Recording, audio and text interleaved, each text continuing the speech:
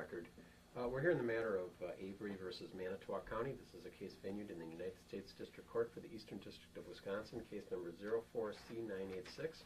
The losses of Nash, Spindler, Grimstad, and McCracken in Manitowoc, Wisconsin. Today's date is October 13th, 2005, and it's 9:05 a.m. My name is Jeff Joseph. I'm employed by Manuscript Video Court Reporting in Milwaukee, Wisconsin. We are going to be recording this morning the deposition of Judith Dvorak Yanda. Ma'am, would you raise your right hand to be sworn, please? Do you solemnly swear that the testimony you will give in this deposition today will be the truth, the whole truth, and nothing but the truth, so help you God? I do. Thank you, ma'am. The appearances are the same as in previous depositions and will be noted on the transcript, and we're ready to proceed. Mr. Kelly? Ms. Yanda, we've introduced ourselves a little earlier this morning, but on the record I'll tell you that I'm Walter Kelly and I represent Stephen Avery. Would you tell me your address, please? 6131 Old County Y, Maribel, Wisconsin, 54227. How long have you lived at that address, ma'am?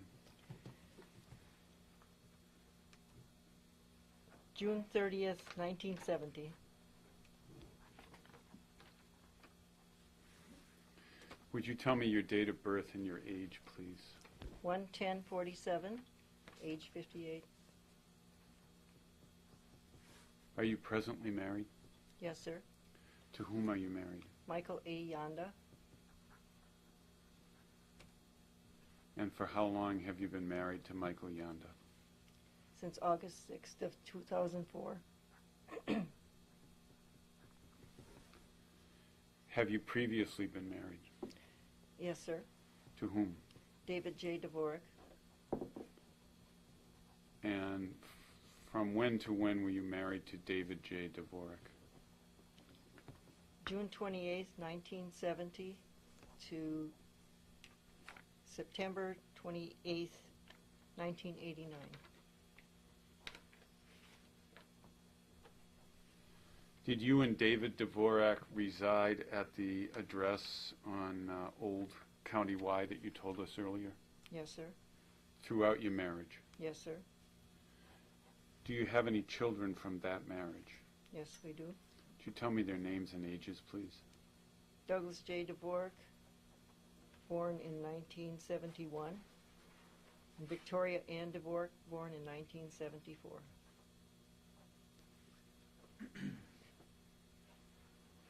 Could you tell me your educational background, please? Graduated from Casco High School, honor student, 1965. Went to the University of Wisconsin Extension, Green Bay, for 1 year. Transferred to River Falls State University and graduated with a Bachelor of Science in Animal Science and Nutrition. And I have a police degree from NWTC, Green Bay, and a security science degree from Fox Valley Technical. You made reference to an institution. Did you say NWTC? Northwest Technical Institute, Green Bay. It's a tech college in Green Bay. And you said that you have a police degree from that institution? The police officer training degree, yes. Does that degree have a particular formal name? Is it a certification? It's a certified police officer degree. And would you describe generally what the training is that leads to that certification? I believe it was 500 hours in criminal investigation, crime scene investigation, defensive driving, paramedic course.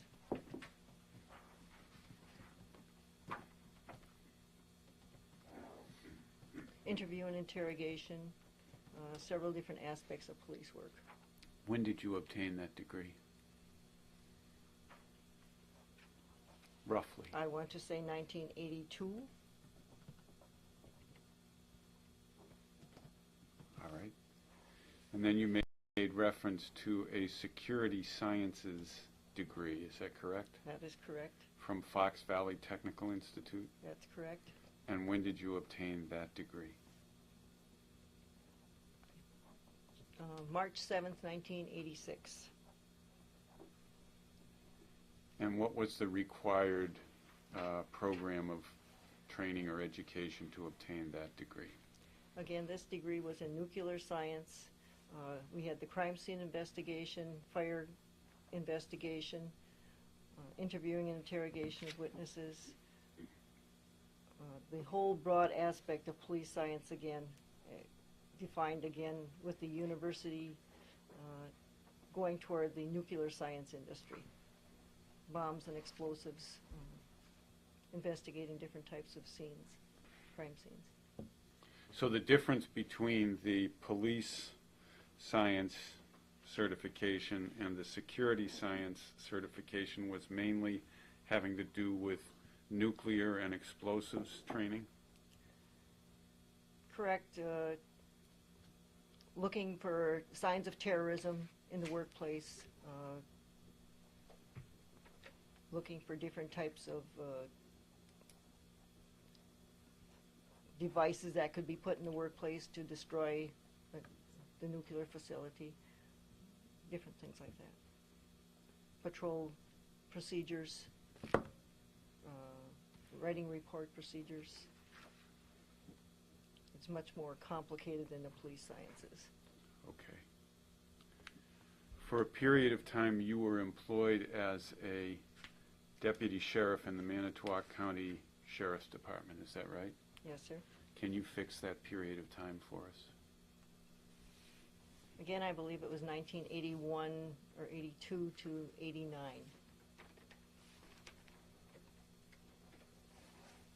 And during that same period of time, was your husband, David Dvorak, similarly employed? Yes, sir. Can you fix the period of time of his employment? He started working as a part-time deputy several years before I did.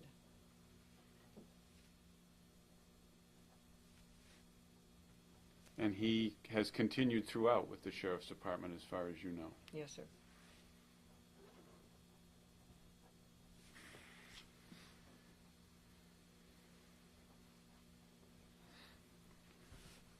You're aware of the incident where Mrs. Penny Bernston was assaulted on a beach in Manitowoc County in July of 1985, is that right? Yes, sir. At that time, you were working as a part-time deputy sheriff in the Manitowoc County Sheriff's Department? Yes, sir. And your husband was as well? Yes, sir. How was it that you were contacted to become involved in the events that occurred after Mrs. Bernston was assaulted in late July of 1985? This was a suspected rape case, and I was a female deputy. And they wanted a female present. Who's the they to whom you refer? The Sheriff's Department. Who contacted you from the Sheriff's Department? I do not remember. Was it by phone? It was by phone. Do you recall whether it was the dispatcher? I don't recall.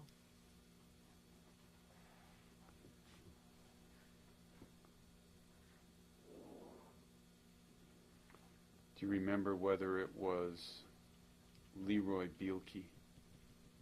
I do not recall.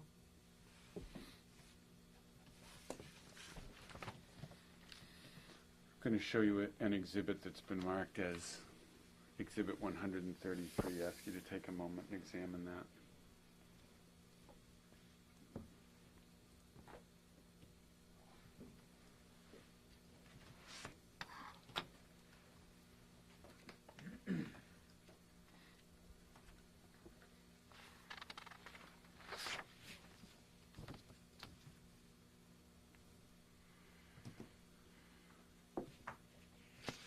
Yes, this was the summons that the gal delivered to me at work when I came home from work last week. And before you were served with that subpoena, you had had telephone conversation with me about testifying today. Is that right? That is correct. That document calls for the production of certain documents. Do you see that? Yes, I did. And when you were served with it, did you see that request? Yes, I did. Have you brought any documents today? No, I did not. Do you have any such documents? No, I do not. Did you at any time have any such documents? Yes, I did. What did you have when you had the documents? I had my original notebook. Anything else? Any copies of reports, for example? Possibly copies of the statement that Mrs. Bernstein had given me. What statement was that? You mean that she gave you in the hospital? Yes, sir. Anything else that you recall that you had? No, sir. Did you have any press clippings? No, sir.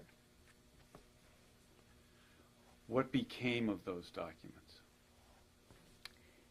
We had a house fire, and then in '99, anything that I had left was in the basement, and I had a builder that exposed everything. We had a lot of rain that spring, and everything was under a foot of water, and it was totally a mess, and I threw it out.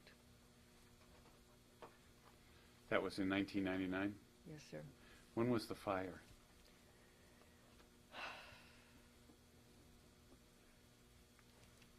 It was a furnace blow up. It wasn't actually a fire, but the furnace caught on fire, and it threw soot throughout the house and destroyed a lot of different things. When was that? In the late 80s.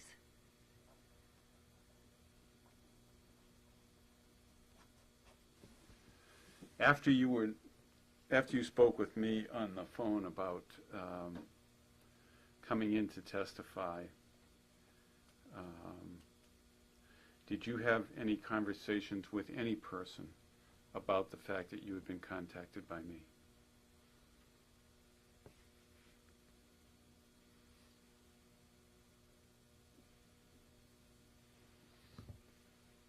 Only my husband. He was the only one, and he had talked to the gal who would deliver the summons.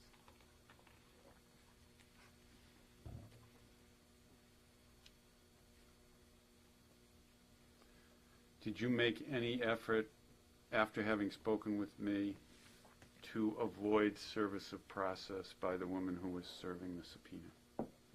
No, sir. My husband was a little irritated What was your husband irritated about? because she came into the yard and asked when I would be home. He told her at 5 o'clock, and it takes half an hour for me to get home from work. And she kept coming after him several times and asking when I would be home. Did you have any interaction yourself with the process server when you were served? No. As soon as I read the paper, I told her that the name was wrong. Do you remember telling her anything other than that? No, sir. Do you recall telling her that you didn't have to come? I said, because the name was wrong on there, I didn't really have to show up, but I corrected it for her, and I said, just correct it.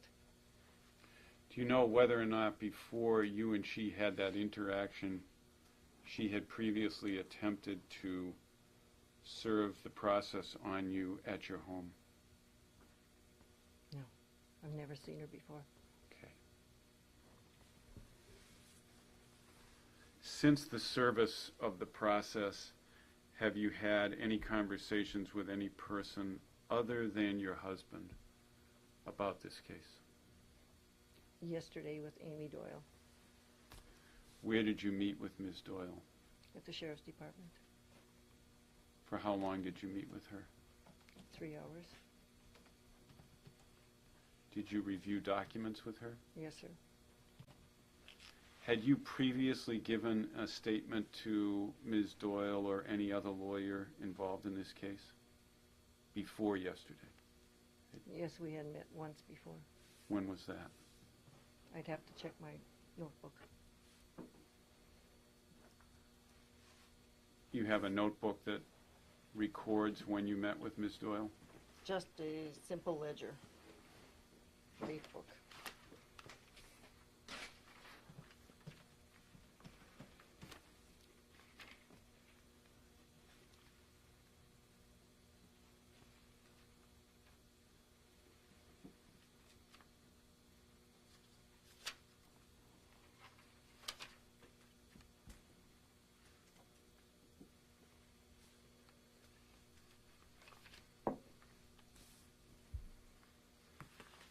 Have to go through a lot of pages. Take your time. Okay.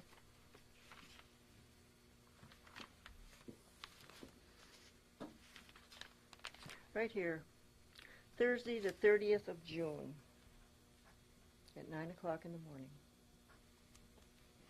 Where did that meeting take place? at the Sheriff's Department. And for how long did you meet on that occasion? From 9 o'clock until 11:30. Did you review documents on that occasion? No, sir. Did Ms. Doyle or someone at her behest prepare a statement for you based on the conversations that you had on June 30th? Any kind of investigatory report or statement? I do not know. You don't know? I do not know. Was she taking notes at the time? Yes, sir. When you met yesterday at the Sheriff's Department for 3 hours with Amy Doyle, did she provide for you any copy of notes or the statement that she had prepared based on your earlier meeting? We object to form. It assumes that there is such a statement from the earlier meeting, and there's no evidence to support No. that. Is your answer no? No. There were no notes from her. Were there any documents that she produced yesterday? Yes, there were. Tell me what they were, please. The original transcript from the court proceedings, my statements that I had taken from Penny Bernstein, Anything else? a statement from Ramona Marcel, Anything else?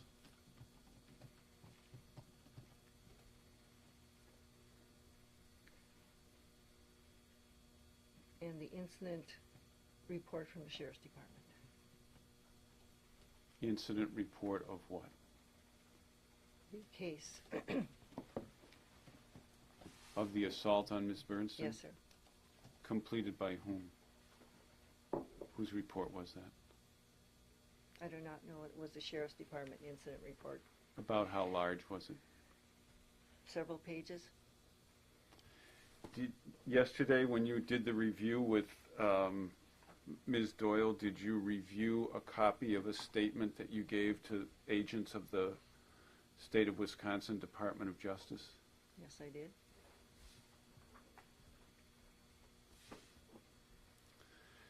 So I have here, as what you reviewed yesterday, the original transcript from court, Penny Bernstein's statement that she gave to agents from the Department of Justice. Is that right? No. No. The statements that Penny Bernstein had given to me at the time of the assault when she was in the hospital. How many of those were there? 2. Did you see the statement that Ms. Bernstein gave to agents of the Department of Justice yesterday? No, I did not. All right.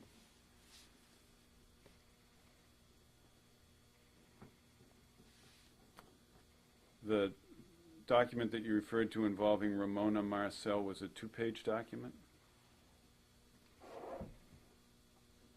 I cannot be certain on that. I know it was 1 full page. Your signature was on it, Yes, sir. and her signature was on it. Yes, sir. And then you referred to an incident report of the Sheriff's Department? Yes, sir. All right. And you don't know who prepared that? No, I do not. Do you have those documents with you today? I do not have any documents with me. The documents that you reviewed with Ms. Doyle yesterday, had you seen them at any time between June 30th of 2005 and yesterday? No, sir. Was there any videotape that you reviewed yesterday? No, sir. Did Ms. Doyle say anything to you about the testimony that was given by Ms. Marcel in this case? Could object and instruct the witness not to answer. I think that the communications with counsel are protected as an attorney-client privilege. Did you hire Ms. Doyle to represent you in this case? No, sir.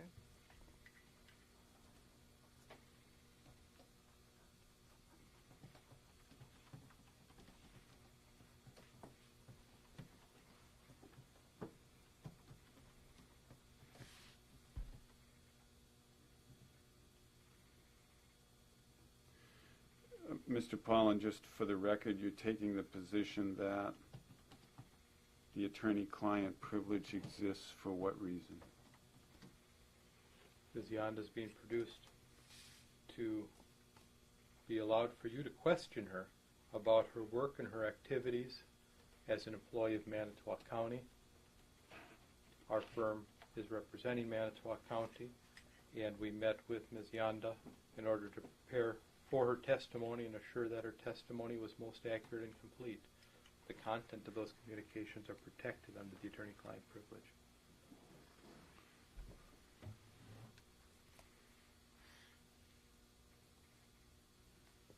Because you're saying because she was at one time an employee of Manitowoc County?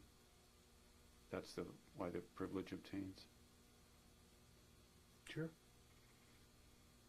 Even though she is not now an employee? I'm not arguing the point with you. I'm just trying to understand. Well, and if I can, I'll say it again. She's being produced regarding her activities while she was an employee of Manitowoc County, and we are representing Manitowoc County, and we had our meetings with her in that context. I believe an attorney-client privilege exists.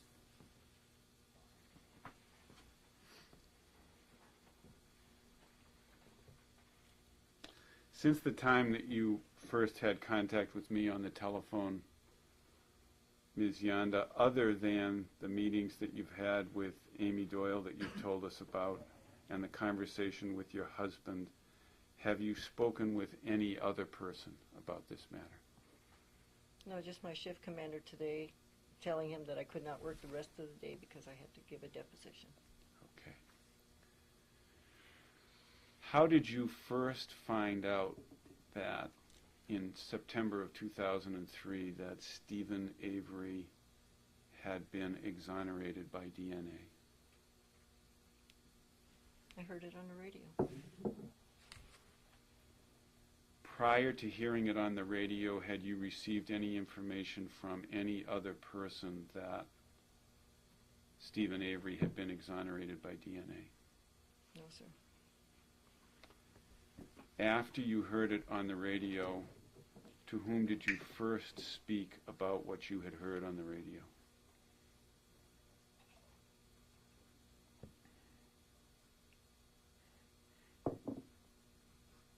I do not remember. Did you speak to your husband about I what you was had not married at that time. I'm sorry? I was not married at that time.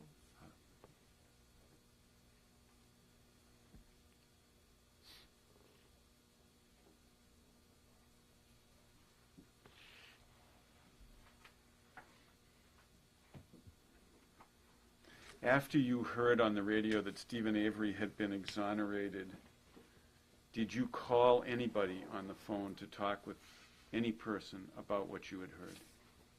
No. Did anybody call you? No, sir. Did you, other than any contact you had with Amy Doyle or any of the representatives of the defendant's lawyers, after you heard that Stephen Avery had been exonerated in September of 2003, did you have any conversations with any member of the sheriff's department about that? No, sir. Any conversation with any members of the district attorney's office about that? No, sir. Did you make contact at all with any of the neighbors on Old County Y or in that area about what you had heard on the radio concerning the exoneration of Stephen Avery? No, sir. Have you talked with Ramona Marcel at all about Stephen Avery and his case since you first heard that Stephen Avery had been exonerated? No, sir.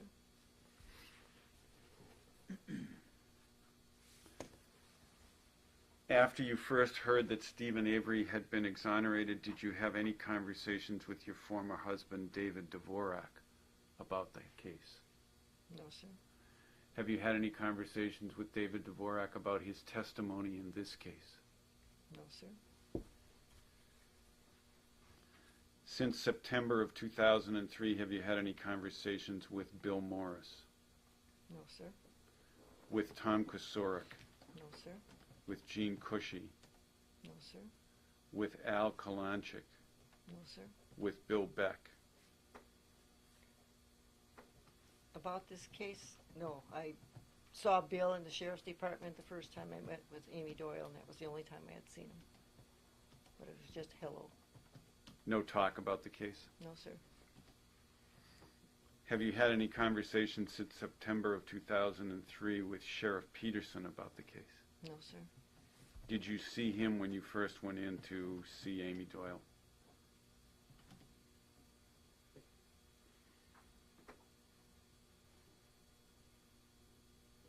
He may have been at the sheriff's department. I could not be sure. How were you contacted to go to the meeting with Amy Doyle in June?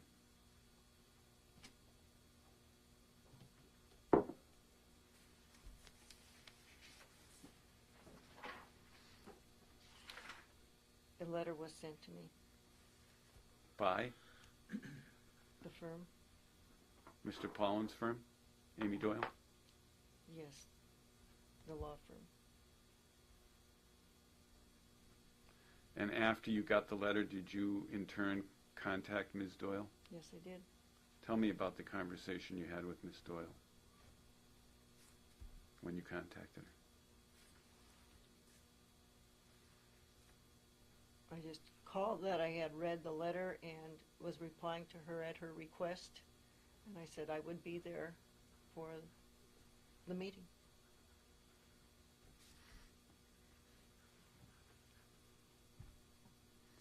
After you first heard that Stephen Avery had been exonerated in September of 2003, have you had any contacts with either Penny Bernston or Tom Bernston? No, sir.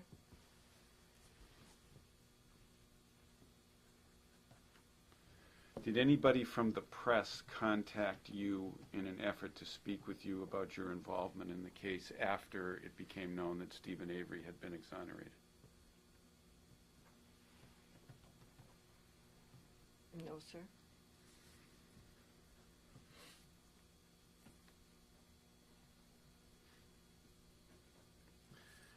Do you remember being interviewed by agents from the Department of Justice in connection with the Stephen Avery case? Yes, sir. Were you interviewed by one or two people? One female. Do you remember who that was? I believe it was Deb Strauss Where did that interview take place? in my home.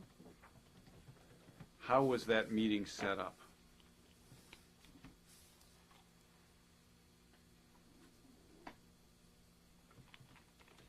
I believe she had made a phone call to my residence and left it on the answering machine, and again I returned her call.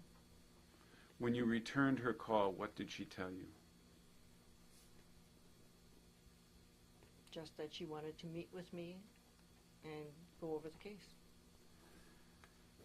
And did you say, okay, that's fine? Yes. Okay.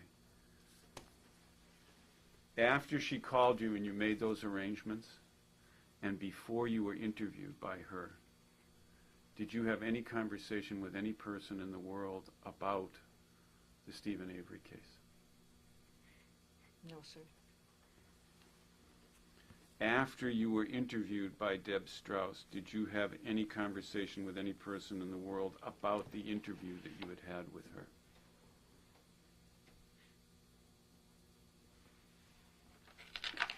I may have mentioned it to my son and daughter.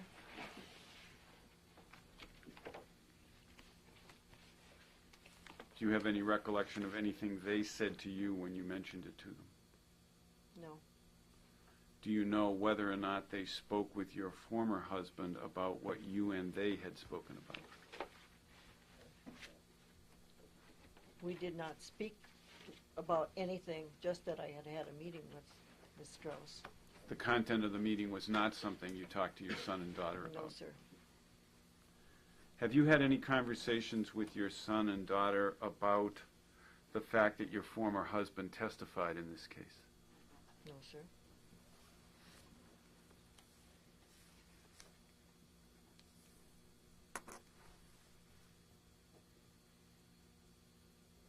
Between when you first heard that Stephen Avery had been exonerated on the radio and today, other than the people that you've told us about to whom you've spoken, is there any other person you can remember that you spoke to about the Stephen Avery case?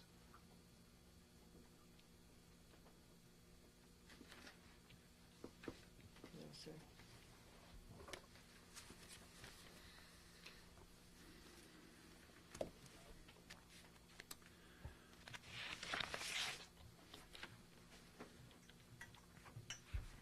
Can we just go off the record briefly? Sure. We're back in the record. Ms. Yonda, I'm going to show you an exhibit that's been marked in this case, and I'm going to ask you to take your time and read it. We're going to go off the record so that you can do it. It's the statement that Mrs. Bernstein gave to agents of the Department of Justice. Okay? Okay. We're back in the record. Ms. Yonda, when we were off the record, your counsel and I agreed that you need read only through page 5502 to the end of the third full paragraph on that page. Numbers are in the lower right-hand corner. Yes, sir. Have you had the opportunity up to that point to review Exhibit 134? Yes, sir. All right. I'm going to ask you some questions about some of what Mrs. Bernstein says in this report.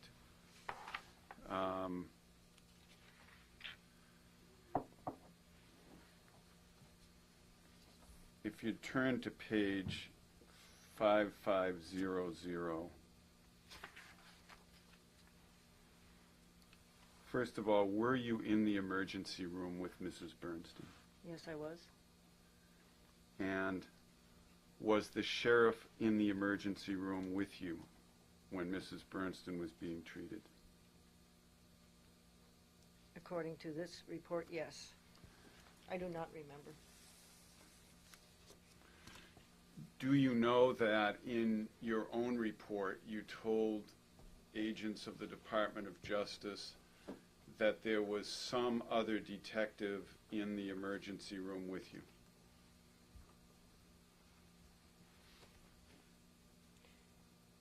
After reading the report yesterday, yes. But I did not actually remember who it was. But you are clear that someone other than yourself from the Sheriff's Department was in the emergency room with you when Mrs. Bernstein was being treated. Object to the form of the question. Use of the word "you're clear," especially given her testimony. But go ahead, ma'am. You may answer. Would you rephrase that, please? Sure. Your testimony is that there was somebody from the Sheriff's Department other than yourself who was in the emergency room with you and Mrs. Bernstein. You just don't know who it was. Objection, form of the question. Is that right?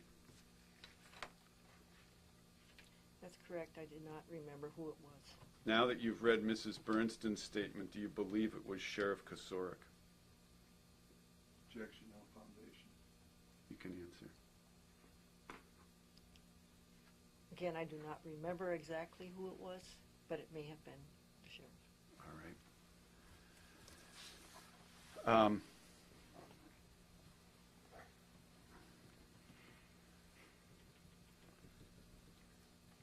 At page 5500, the second full paragraph states, Bernstein stated Deputy Dvorak asked most of the questions and the sheriff kept coming in and out of the room. Do you see that statement? Yes, sir. Did you ask most of the questions? Yes, sir. All right.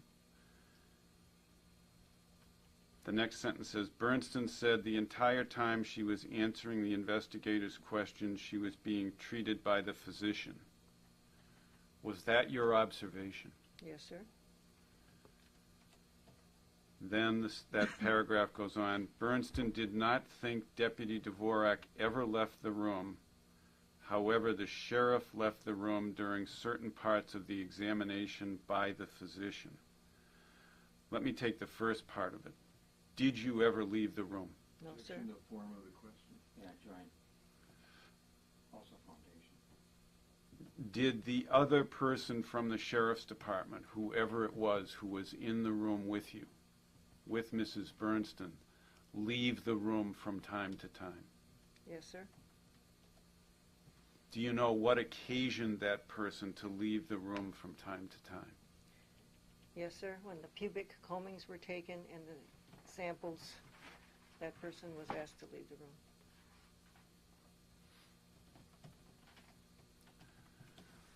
Let me, at this point, back up just a little bit and ask you, when you got to the hospital, was any other person from the sheriff's department present at the hospital? Yes, sir. One person or more than one person? I do not remember. Do you remember who was present from the sheriff's department? No, sir. Do you remember whether Bill Beck was present when you got there? I did not remember that Bill was present, but he said he was present. When did he say he was present? When I had met with Amy Doyle. So before you met with Ms. Doyle, when you ran into Bill Beck, he told you he was present at the hospital that night? After we had our meeting and Bill came in to ask if we needed coffee or anything, that's when he said he was there. Tell me everything he said about that in conversation with you on that occasion. That was basically it. How did it come up?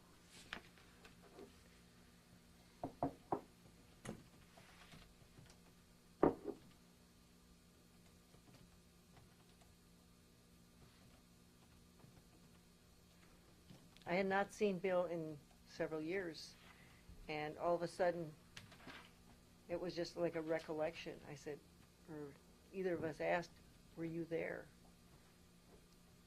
And he said what? He said, I was there. And did he say whether or not he was in the emergency room with you? No, he did not. Did he say who else was there?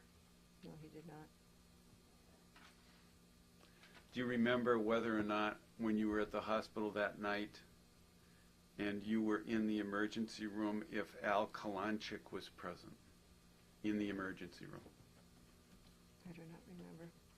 Do you remember whether or not that night when you were in the emergency room with Mrs. Bernston, Jean Couchet was present in the emergency room?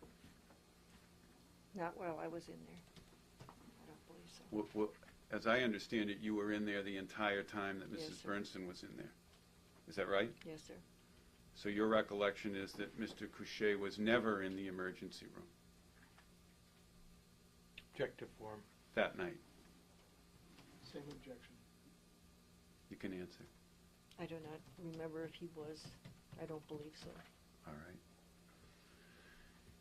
Do you remember whether or not Sheriff Kusorik was in the emergency room during the period of time that you were in the emergency room with Mrs. Bernston? Objection has to answer. You can answer. Again, I do not remember if the sheriff was there, but from reading the statement, he must have been there.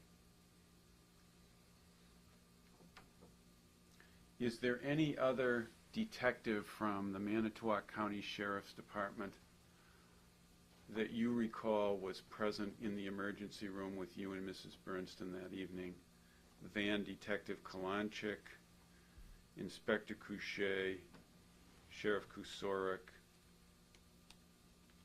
than those three people? He's forming foundation. You haven't established that you have a memory of any of those people being moved. I do not remember any of them being there. Well, I'm asking whether there's anybody else you remember who was a detective with the Manitowoc No, County sir. Sheriff's Department who was present with you in the emergency room that night. In the emergency room. In the emergency room. In the emergency room? No. Slow down a little bit, make sure he gets the question out, then pause and then answer so you're not speaking while he is.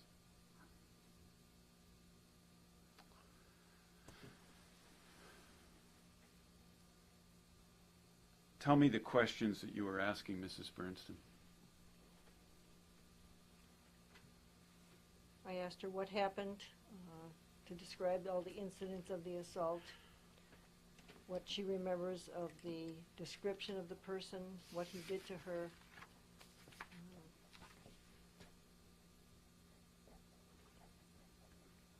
Basic police questioning. Did anybody ask you to do that?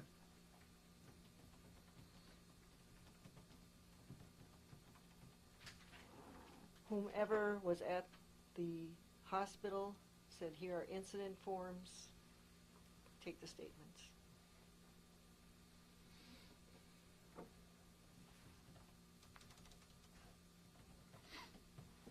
Do you remember who gave you the incident forms? No, I do not.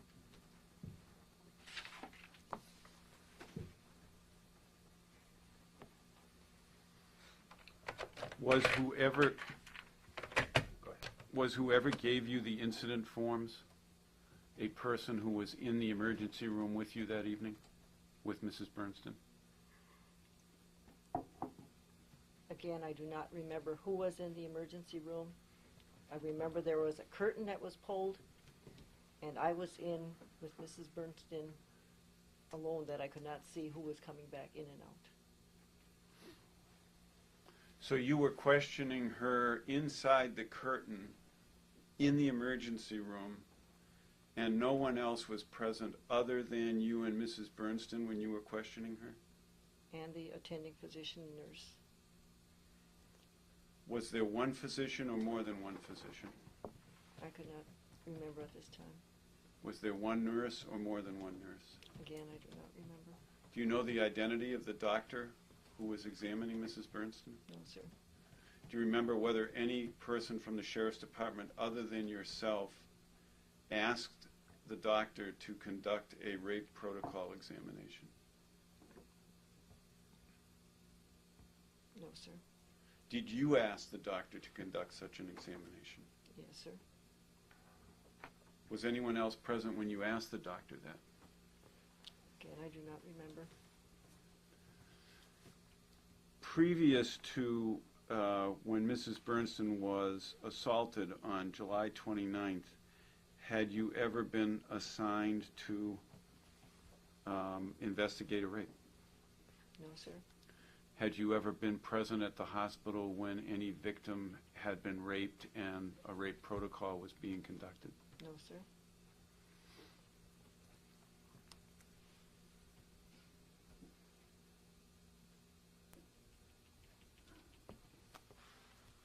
When you were questioning Mrs. Bernston, was she answering you? Yes, sir, to the best of her ability. Were you making notes? Yes, sir, I was writing out an incident statement with questions and answers at that time. Other than writing out the incident report, were you making notes in any other form? No, sir.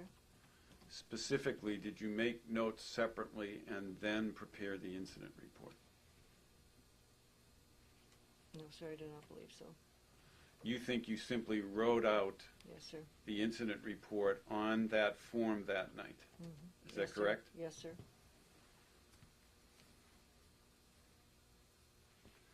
If you would go to the next paragraph on 5500. This is Penny Bernstein's statement. Yes, the exhibit that's in front of the witness. The next full paragraph begins, while still in the emergency room. Do you see that? Yes, sir. While still in the emergency room, Bernston was handed a statement and asked to read it and sign it. Do you see that? Yes, sir. Did you do that? Did you hand Mrs. Bernston a statement and ask her to read it and sign it? I do not remember. No one else was writing an incident report at the time other than you in the emergency room with Mrs. Bernston, is that right? That is right.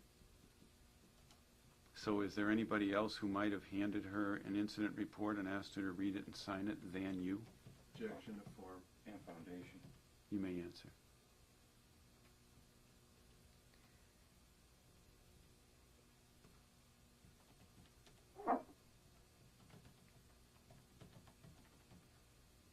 After she was being done treated, I was out of the emergency room.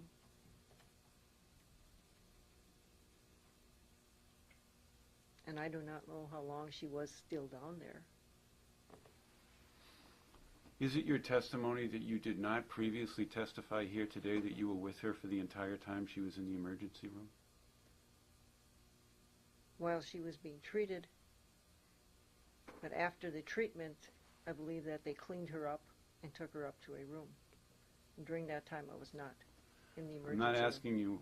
I'm asking you whether for the entire time that Mrs. Bernston was in the emergency room, did you not testify earlier today that you were with her? Objection argumentative. You may answer. Yes, I did. Okay. So for the entire period of time that Mrs. Bernston was in the emergency room, you were there with her, right? I was not. You're changing your testimony from earlier this morning? Argumentative. Are you?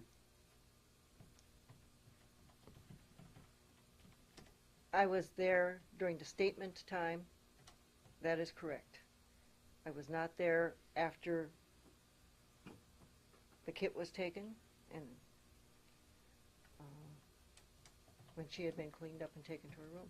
Well, let's return to this point. Yes, sir. You're the one who prepared the incident report and gave it to her, right? Yes, sir. Okay. And asked her to read it and sign it. Yes, sir. And that was in the emergency room. I'm not sure. You think you gave her the incident report and asked her to read it and sign it in her hospital room? I do not remember. Did you go from the emergency room to Mrs. Bernston's hospital room with her? No, I did not.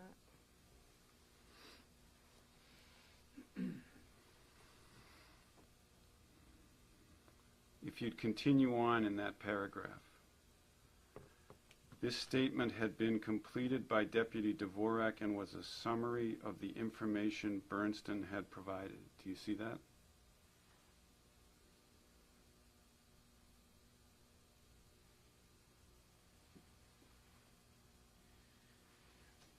Yes, sir. You see that statement? Yes, sir. Is that accurate? Objection to the form. Well, let me say it differently to you. Did you complete the statement, and was it a summary of the information Bernston had provided to you? Yes, sir. All right. Bernston told Deputy Dvorak and the sheriff that she was unable to read the statement because of her blurred vision. Did Bernston tell you that? Objection to form. I do not remember. All right. Then it says, Bernston was told to sign the document anyhow. Do you see that statement? Yes, sir. Did you tell Mrs. Bernston to sign the document anyhow?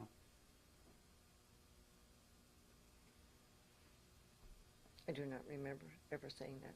Did Sheriff Kosorik tell Mrs. Bernston to sign the document anyhow? Foundation. I have no recollection of ever hearing that. Did any other detective in the Manitowoc County Sheriff's Department tell Mrs. Bernston to sign the document anyhow in your presence in the emergency room? I do not remember.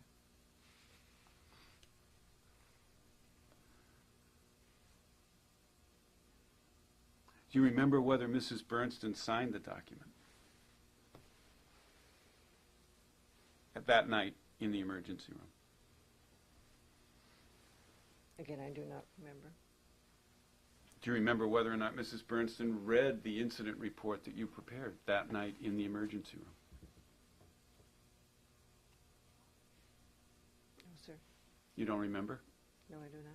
She was pretty badly beaten that night, wasn't she? Yes, sir. Face all puffed up, contusions and cuts along her eyes and face. Is that right? Yes, sir. Do you remember whether or not there was a serious issue that was discussed in the emergency room respecting danger to her vision, depending upon what procedures were done on her face? Yes, sir, because she had a lot of bleeding along the eye line. But you asked her to read the statement and sign it, right? Checked, it was asked and answered, it's argumentative. You can answer. I do not remember. If you'd go to the next paragraph, please. The first sentence in the next paragraph, Bernstein told the special agent she did not read the statement she signed at the hospital until approximately July 31 or August 1, 1985. Do you see that? Yes, sir.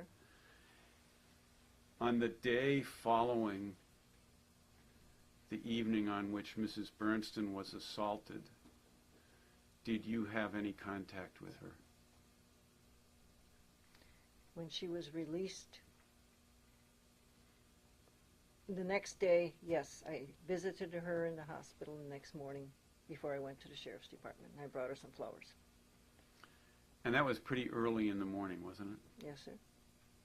Because later on that morning, you went with Al Kalanchik to the state crime lab. Is that right? In the afternoon. Okay. So before you went into the sheriff's department on the morning of the 30th, you went to the hospital and saw Mrs. Bernstein. Yes, sir. Did you bring the statement that she had made with you that morning? I do not remember. Do you remember whether or not you brought the statement to the sheriff's department? I don't Objection remember. form. Was there a later point in time after the morning of the 30th where you and Mrs. Bernstein reviewed the statement that you had prepared on the evening of the 29th and 30th and made changes in it? Yes, sir. Where did that take place? At her home. Do you recall whether she told you on the occasion of making the changes in the report that she had not been able to read it on the evening when she was in the emergency room? I do not remember her saying that. What brought up the need to have her review the statement and make changes in it when she did that? The sheriff's department had asked me to get another statement of her later when she was not in such shock. Who in the sheriff's department asked you to do that?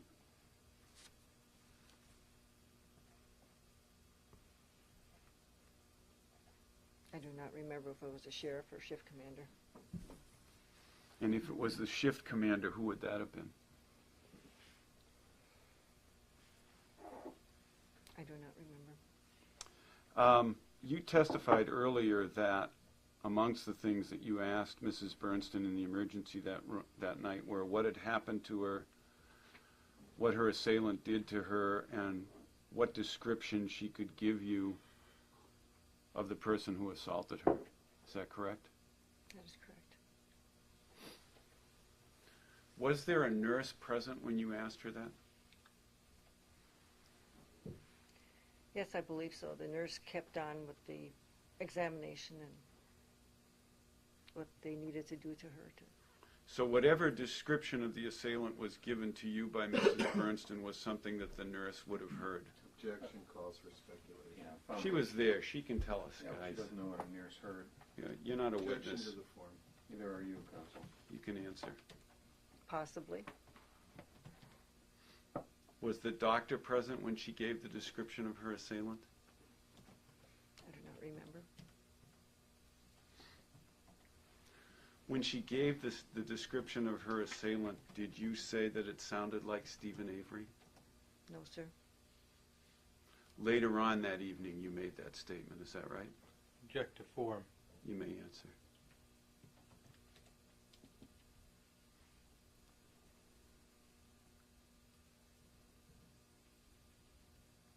I do not remember if it was that evening or possibly at the sheriff's department. When you say at the sheriff's department, are you referring to being at the sheriff's department that evening? Later, Later that evening. yes, sir. So you think you may have made the statement at the hospital, but you might also have made it at the sheriff's department. You just don't remember which. I would object as misstating her testimony. You can answer, ma'am. I'm going to join in that objection. Go ahead, ma'am. Listen to the question. Rephrase, please. You've told us that you made the statement that the description sounded like Stephen Avery. You just don't remember whether you said it at the hospital or whether you said it at the sheriff's department later on. I'm going to object to that. Is that correct? Because that's not what she said. And I object to the Why form. don't you guys all just get sworn and testify here? Let the witness answer, Mr. I Collins. didn't. I'm not stopping the witness from answering. You're But when trying you to tell said her what you- to say. When you said you've said this and she didn't say that, I'm going to Yeah, she object to did. make sure that the record is Okay. correct. There's a statement and a question. Okay. That's the problem. Let's start all over, man. At some point that evening, whether it was at the sheriff's department or at the hospital, you made the statement that the description that Mrs. Bernstein had given sounded like Stephen Avery. Is that correct? Object to form. Go ahead, ma'am.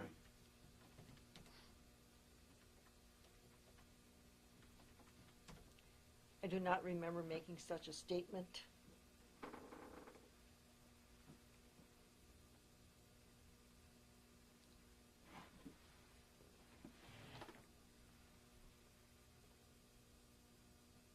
I do not remember. Are you saying that you did not make that statement?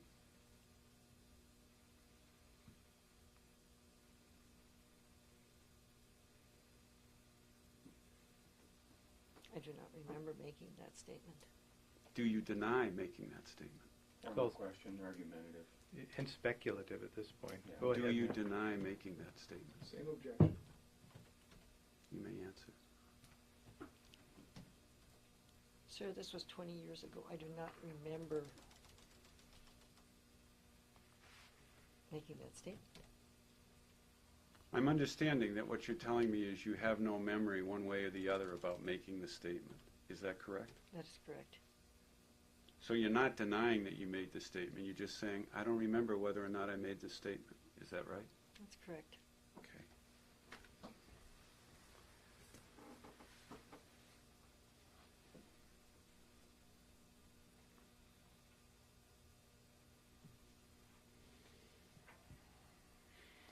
While you were in the emergency room with Mrs. Bernstein, did Mr. Cushy come in and work with Mrs. Bernstein to prepare a composite drawing of her assailant? Asked and answered, foundation also. You can answer, ma'am. I do not remember Mr. Couchet coming in. Do you remember him doing the composite drawing? I remember going out into the hospital hall and noting that he did come to do it, yes. Do you remember him making it, not just coming to do it? Do you remember Couchet making the composite drawing?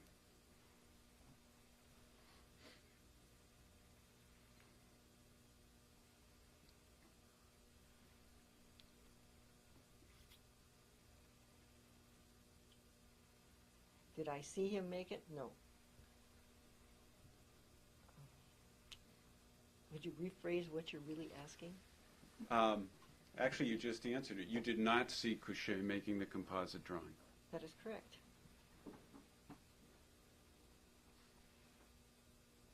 After the composite drawing was completed, did you see it? No, sir.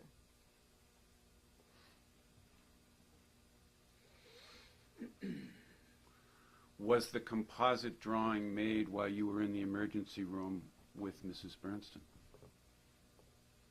I do not know, sir. You certainly didn't see it being made with Mrs. Bernstein while you were with her throughout the time she was in the emergency room. Is that right? Check to the phone. You can answer. That's correct. Okay. During the time that you were with Mrs. Bernstein in the emergency room, did any person bring any photographs in for Mrs. Bernstein to examine them? No, sir.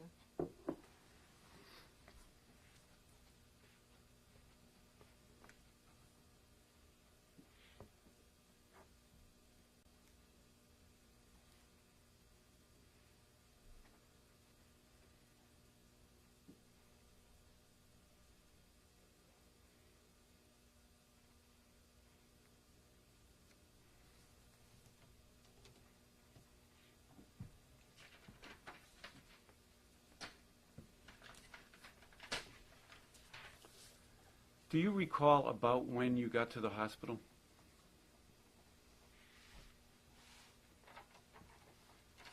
Early evening. Pardon me? Early evening. Can you approximate the time? Again, I do not remember.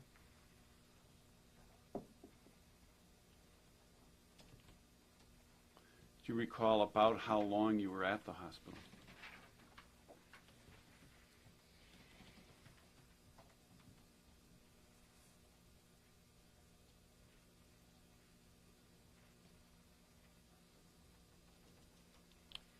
Do not remember. Possibly about an hour and a half to 2 hours.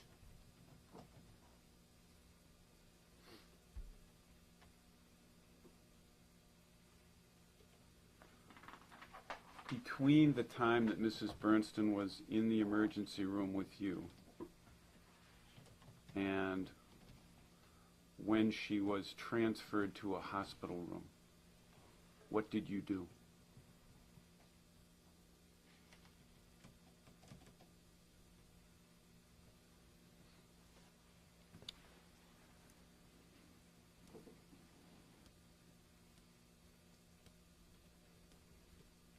I know I had the evidence that was taken.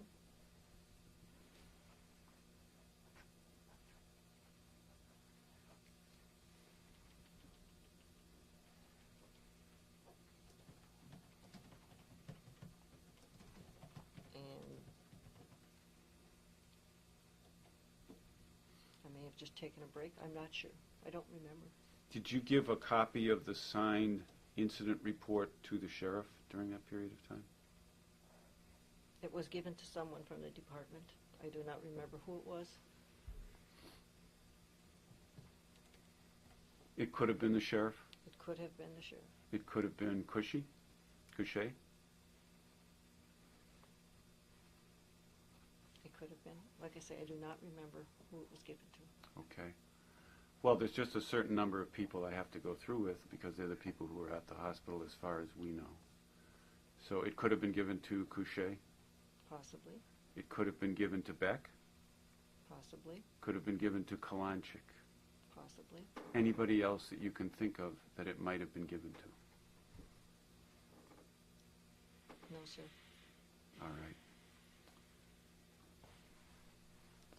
You said that the evidence was taken. Did you gather the sheets and any of the pubic combings that were done in the course of the examination after the examination was completed? I did not. Do you know who did?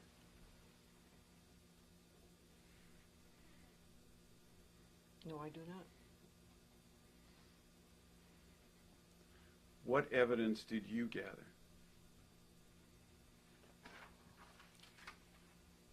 I was given the samples to keep in my custody.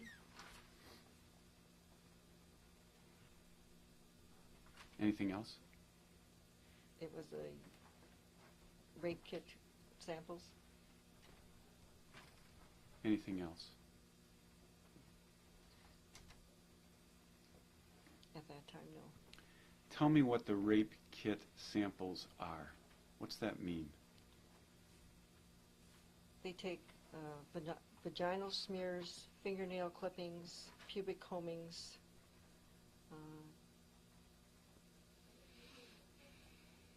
blood samples. Anything else you remember? No, sir. Do you remember anybody gathering the sheets after the examination was completed? The sheets? Sheets in the emergency room. Do I personally remember? No. Okay. Do you recall whether you were the person who did that? No, I do not. You just don't remember one way or the other. No, I do not. Okay. After a period of time, did you go to the hospital room to visit with Mrs. Bernston that night? Yes, before I left. All right. Do you recall whether you spoke with the sheriff during the period of time between when you left the emergency room and when you went to Mrs. Bernstein's hospital room? No, sir. Do you remember whether you spoke with Mr. Couchet? No, sir. Do you remember whether you spoke with Detective Kalanchik? No, sir.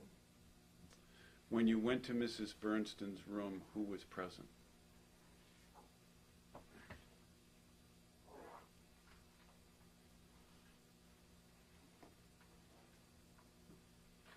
I believe she was alone. While you were in the emergency room with Mrs. Bernstein, was Mr. Bernstein in the emergency room? No, sir. Did you see him at the hospital that night?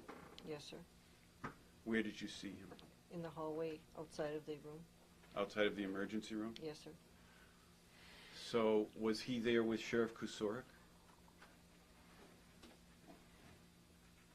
I do not remember. Was he there with Mr. Couchet? I do not remember. Was he there with Mr. Beck? I do not remember that. Was he there with Detective Kalanchik? I do not remember. Did you speak with him when you were outside the emergency room and saw him out there?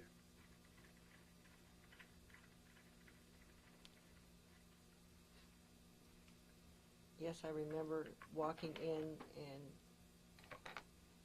he introduced himself as Tom Bernstein.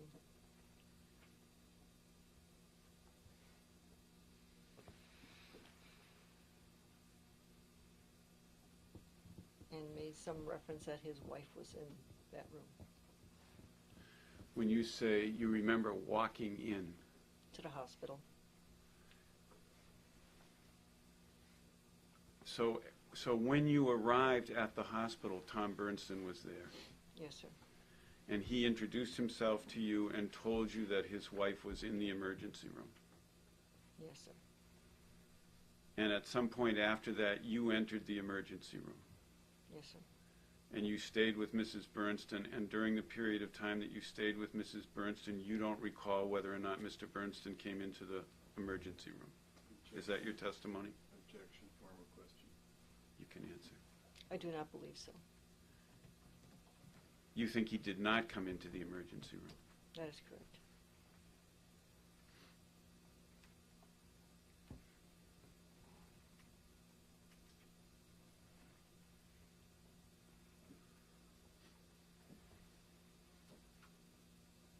Did you see Mr. Bernstein during the period of time between when you were in the emergency room and when you visited Mrs. Bernstein in her hospital room? I do not remember.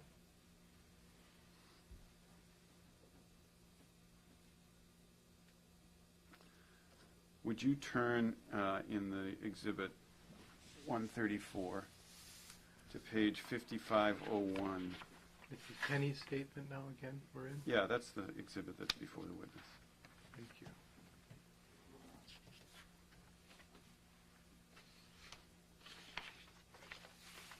The third full paragraph from the bottom.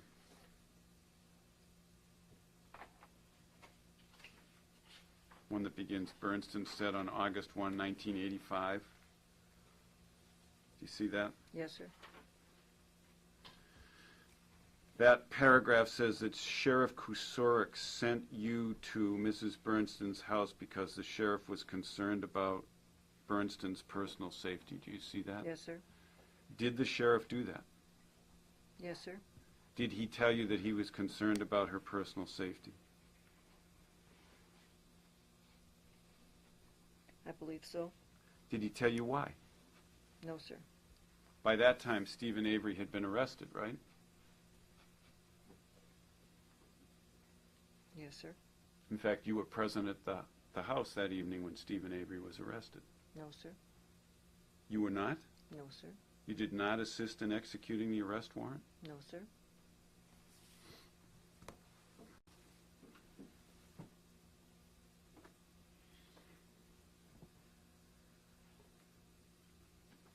For how long did you visit with Mrs. Bernstein in her hospital room? I object to the form of the questions being as to time. That evening, after she left the emergency room and went to the hospital room. That's when you went and visited her, right? Yes, sir. Okay. For how long did you visit with her? It was very briefly. What did the two of you talk about?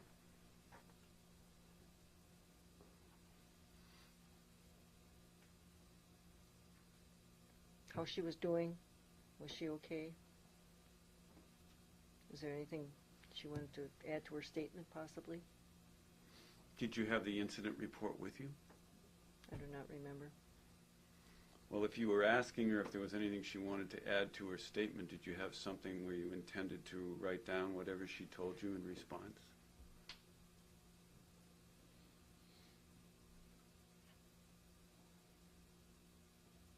I always carried a notebook, so I may have. So were you making notes in your notebook that night about what Mrs. Bernstein was telling you? No, sir. You were using the incident report form Yes, sir. because that's what you had been told to do. Yes, sir. So did you have it with you in her hospital room when you asked her if she wanted to add anything to her statement? Objection asked and answered. Yeah. You can answer. Again, I do not remember. Okay. Anything else you remember of the conversation in Mrs. Bernstein's hospital room between you and her that night? No, sir. Were there any photographs present when you were in her room? No, sir. Was Mr. Couchet in her room at all when you were in her room? No, sir. Had you seen the composite drawing by that time? No, sir. After you left her hospital room, what did you do?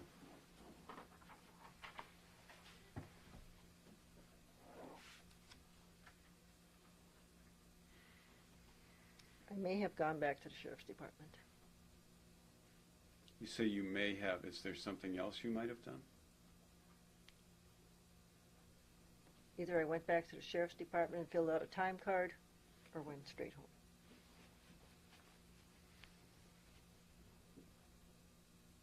Do you remember going to the sheriff's department? No, I do not. Do you remember being involved at all at the sheriff's department on the issue of going to Steve Avery's home to make the arrest of Stephen Avery? No, I do not.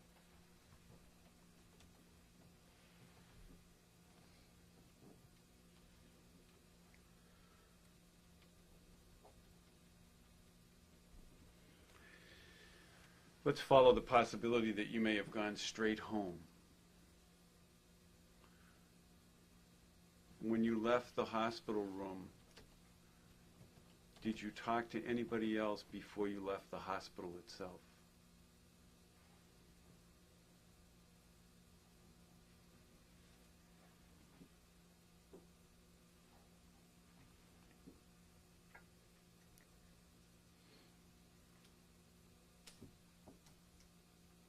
I must have talked to someone because I had the evidence kit with me, and I was asked to take it and keep it in my custody at all times. Who asked you to do that?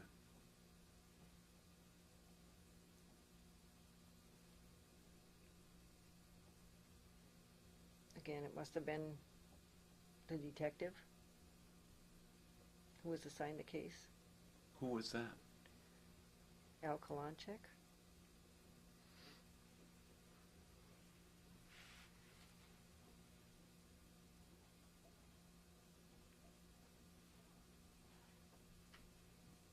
Anybody else you remember talking to at the hospital after you left Mrs. Bernstein's room and before you left the hospital building? No, sir. Did you, in fact, keep possession of the rape protocol kit? Yes, sir. Did you keep it overnight at your home that night? Yes, sir. Did you bring it to the sheriff's department the next morning? Yes, sir. Do you remember whether or not you had the bed sheets that night? I do not remember that. Do you recall the sheriff telling you he wanted to see you in the department early the next morning? Yes, sir. Do you recall whether he said he also wanted to see, in your presence, he wanted to see Kalanchik there at the same time because he had things that he wanted the two of you to do? I do not remember him saying that. Okay. You said a moment ago that either you went to the sheriff's department to fill out the time card, or you went straight home. Do you recall saying that? Yes, sir. When you went home, did you stay home that night, or did you, after going home, go out somewhere?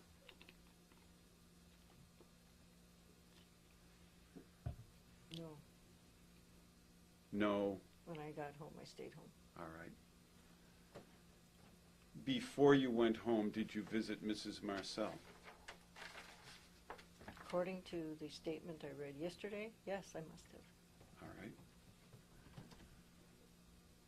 Before you went home, did you have any involvement whatsoever in the matter of people from the department going to Stephen Avery's home to arrest him? No, sir. I knew nothing of it. Walter, when you get to a break point, you've been going about an hour and a half. Could we take a 5 minute? Sure. Let me just finish up on this statement. That'd be a good place for a break. Okay, please continue. Ms. Yonda, if you would please, on page 5501, the second full paragraph from the bottom says that while Deputy Dvorak was at the Bernston residence, Bernston read her original statement for the first time. Is that accurate in your recollection of events? Objection to the form. Yeah, also foundation.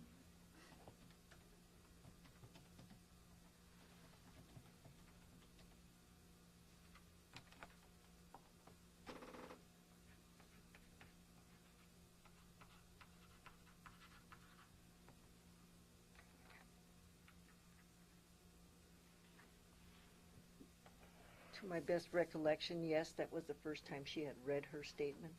Okay. And then it says, Bernston said this would have occurred sometime during late afternoon, August 1, 1985. Does that seem right to you? Yes, I believe so. All right. And then it says, this is when Bernston asked to complete a second, more accurate statement. Do you see that? Yes, sir. Is it your recollection that Mrs. Bernston asked to do that rather than you being instructed to go get a second statement? Object to the form.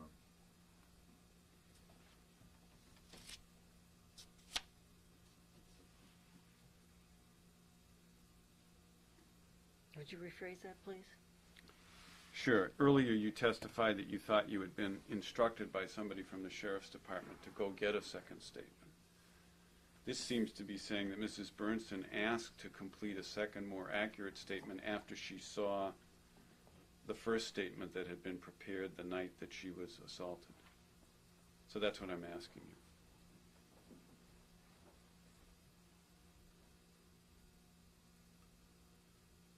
I believe I was asked to take a second statement. By whom? Someone in the department.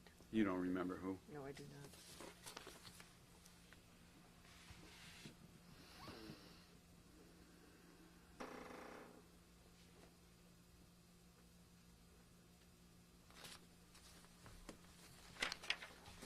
Let's take a break. We're back in the record. The Dvorak statement. Thank you.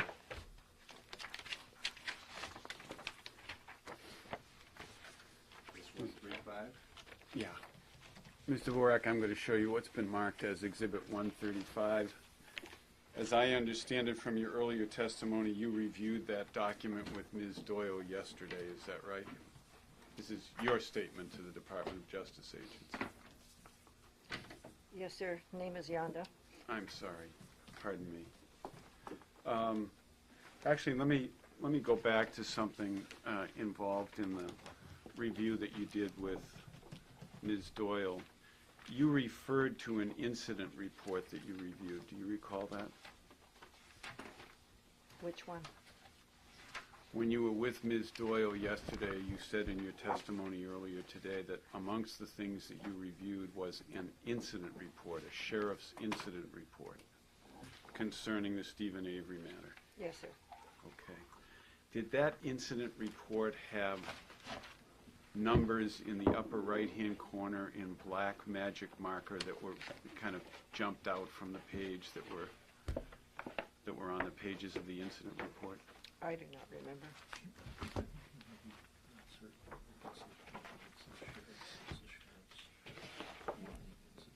Right. Okay. Is it the sheriff's running incident report of the Avery matter, several pages long? Yes, sir. Okay, but can you estimate about the number of pages? Possibly 5 typewritten pages. Okay. Do you remember from reviewing it yesterday who the reporting officers were? No, I do not. Okay. I'm going to ask you some questions about the statement, Exhibit 135, that you gave to the investigators from the Department of Justice. On the first page, at the bottom of the page, it says that you told Ms. Strauss, after the assault of Bernston, Sheriff Tom Kusorik contacted Dvorak and asked Dvorak to go to the hospital and take a statement from Bernston. Do you see that? Yes, sir. Did you say that to Ms. Strauss?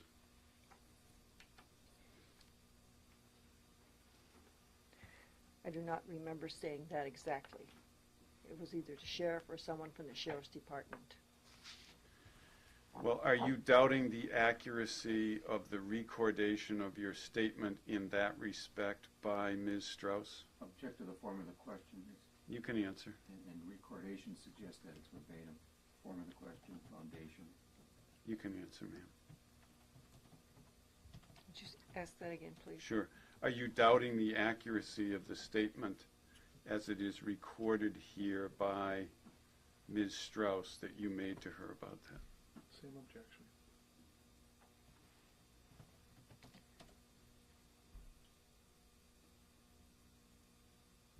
This may have been taken out of context. What context may it have been taken out of, ma'am? When I referred to the sheriff's department, it could be either or. This doesn't say the sheriff's department, ma'am. This That's says right. you It told says- the agent that the sheriff contacted you and asked you to go to the hospital. Argumentative objection. Yeah. You can answer. Well, what's the question? It was just an argument you But- presented to her, objective form. Okay.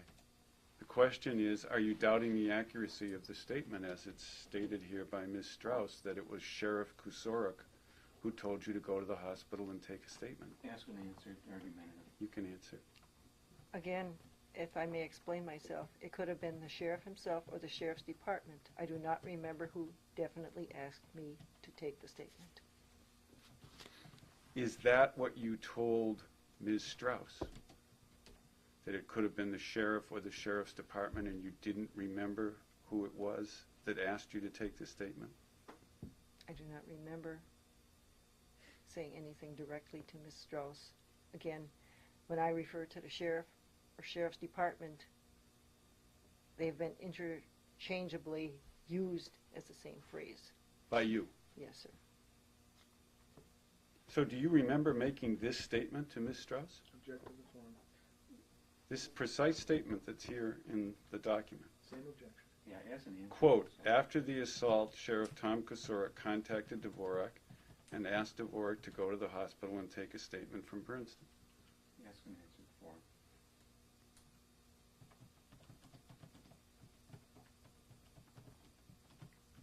I do not remember specifically. Okay.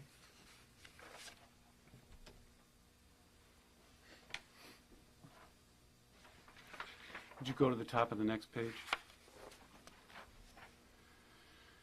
It says Bernston was present when the emergency room physicians took the pubic combings and when the sheriff's department took the photos of Bernston's injuries. Do you see that? Yes. Who took the photos?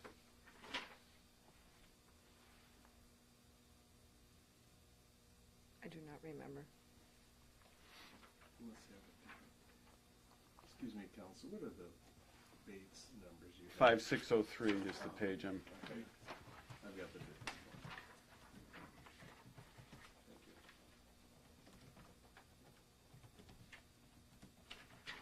It actually is in the old.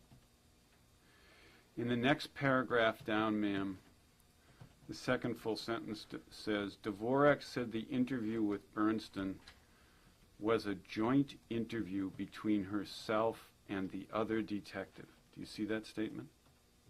Yes, sir. Did you make that statement to Ms. Strauss?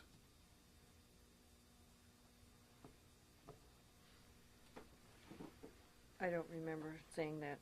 Do you deny saying it? I don't Check deny it. zoning and foundation. You just don't remember I that that's don't remember. okay. What's your recollection of whether it's the fact? Do you recall whether or not that the statement that you took from Mrs. Bernstein was taken jointly with some other detective from the department? I do not remember. You remember when we were going through Mrs. Bernstein's statement, you testified that you did ask her questions. Do you recall that? Yes, sir. You told us what kind of questions you asked her. Yes, sir. Do you remember whether the other detective, whose identity you don't know, also asked her questions? Object to the form of the question. She just said she doesn't remember if another You can detective answer. is present. It's argumentative and it assumes fact. Oh, John, enough. I do No, I not know what you're remember. doing, counsel. You're trying to create a memory where none exists. You may answer. I do not remember. Next sentence says, Dvorak believed the other detective may have completed the report, but she was not sure. Do you see that? Yes, sir. Did you tell that to Ms. Strauss?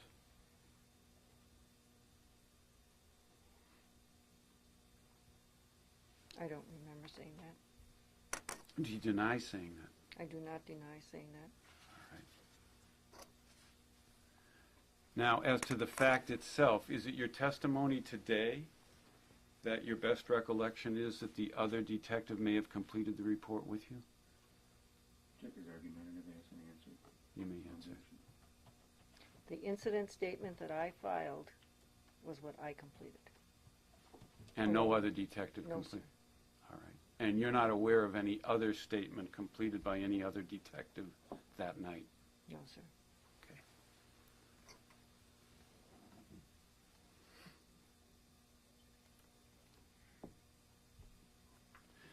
If you go down to the fourth full paragraph in the statement,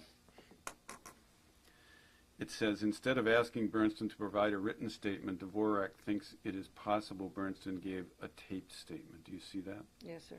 As you sit here today, do you believe that's still to be possible? No, sir. Okay.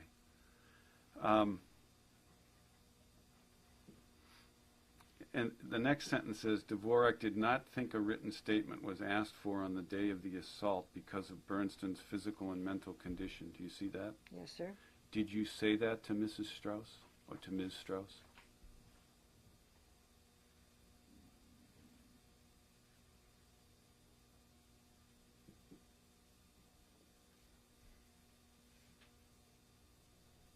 I believe so. Okay. And you were mistaken at the time you said it. Is that right? No, sir. I did not think a written statement was taken from her. And now you know a written statement was taken from her, right? Ms. Bernstein had never written out a statement. The incident report that I had taken from her, the questions that were asked, and what was recorded was the only thing that I remember. So what were you referring to when you referred to a written statement here in this sentence? A written statement is something that you or I would write out and sign. As distinct from a statement that you wrote out and that she signed? Correct. Did you make that distinction to Ms. Strauss when you spoke to her? I don't remember. Okay.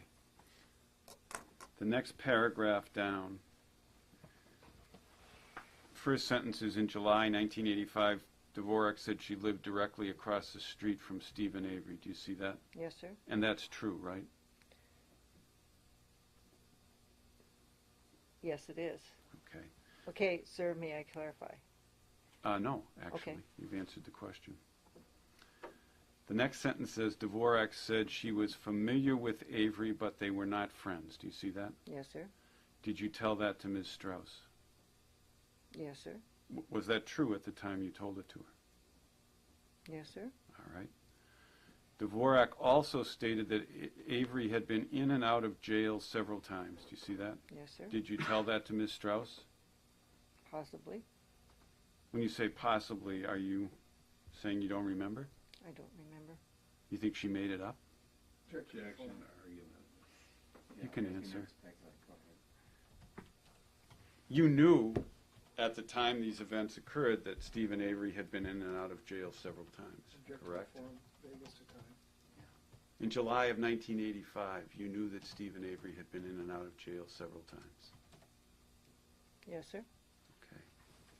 You just don't remember whether you told that to Ms. Strauss.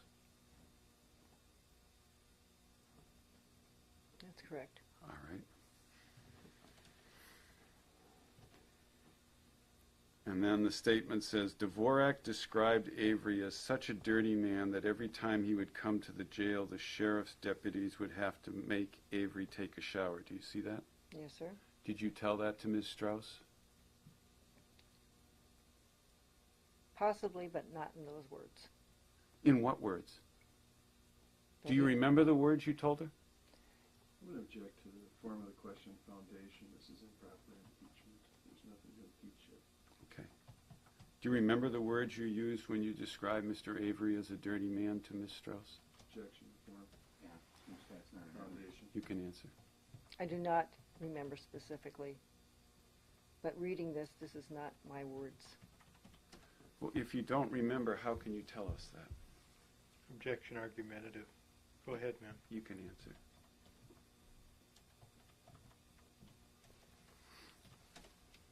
I would say I do not speak or talk, converse in this kind of verbiage. So you think Ms. Strauss must have been mistaken when she recorded this statement as being something that you told her. Object to the form of the question. Yeah, and also Is that correct? Same objection.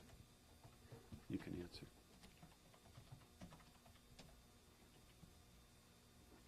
I believe she may have taken the words out of context. What context?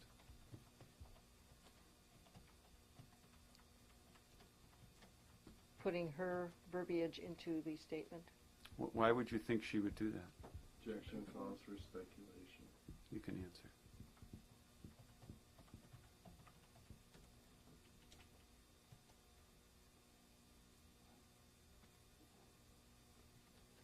It would be a matter of verbal perception. Did you think that Ms. Strauss had any preconceived notions towards you when she took this statement from you?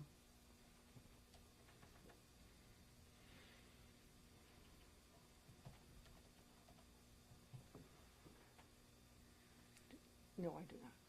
Did she behave in a professional way when she took the statement from you? Form of the question, whatever that means.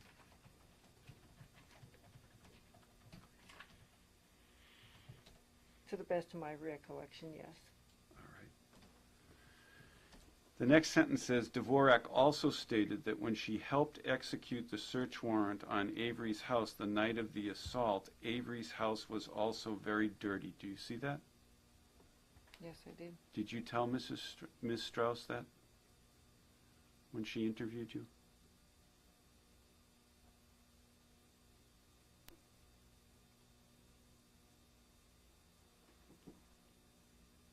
I do not remember exactly. The search warrant was not executed that evening. So that's inconsistent.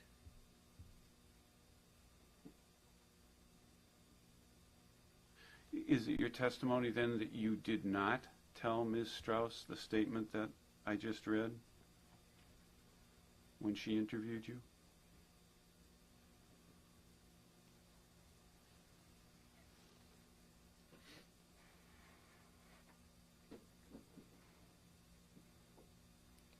Because the statement is incorrect, I would have to say yes. All right. What is it about the statement that you say is incorrect? And in every respect, I'm asking you, anything in this sentence that you think is incorrect, tell me.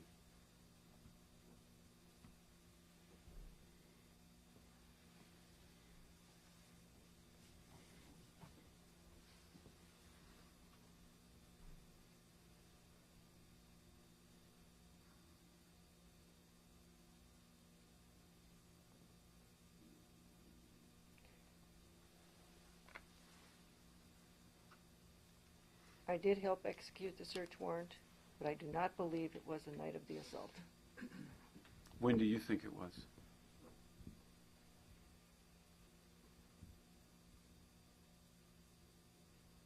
I do not remember exactly, but I think it was the next day. And you've already told us you went to the crime lab in the afternoon of the next day, right? Yes, sir. So then was it the morning of the next day? Possibly. Was Mr. Avery there? No, sir. Was his wife present? I do not remember who was present. Did you go with anybody else? Yes, sir. With whom? I do not remember. Was it then that you observed that his house was dirty? Yes, sir. And did you tell Ms. Strauss that you thought Avery's house was also very dirty? I may have. All right.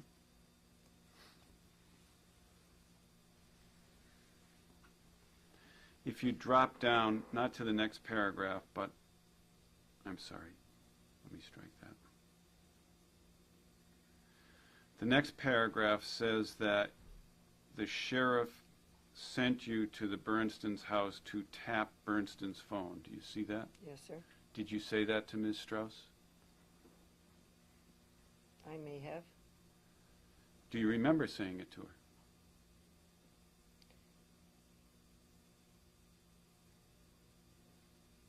I do not remember our exact conversation.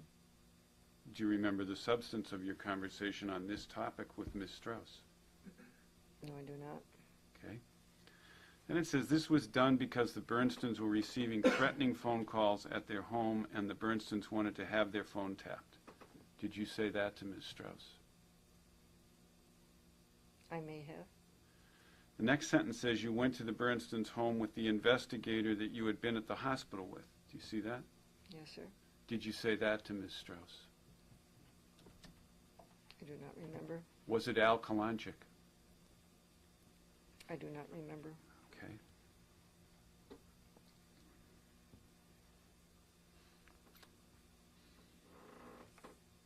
The next paragraph says that Ms. Strauss asked you when Avery became a suspect for the assault. Do you see that? Yes, Did Ms. Strauss ask you that? possibly. Then it says you responded that after you and the detectives had gone through the initial interview with Bernstein, and Bernstein provided a physical description of her assailant, Avery became a suspect. Did you say that to Ms. Strauss? Possibly. And then the next sentence says Dvorak thought Avery became a suspect based on Bernstein's physical description. Did you say that to Ms. Strauss? Possibly. And you were the person who heard that physical description, correct? Objection to the form. You can answer.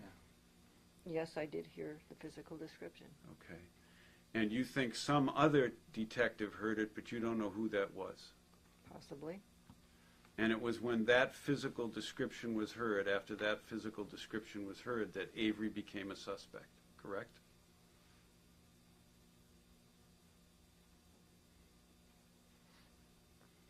According to this. According to this, yes. Okay. And this is a statement that you made to Ms. Strauss. Object to the form of the question. Yeah, Johnny.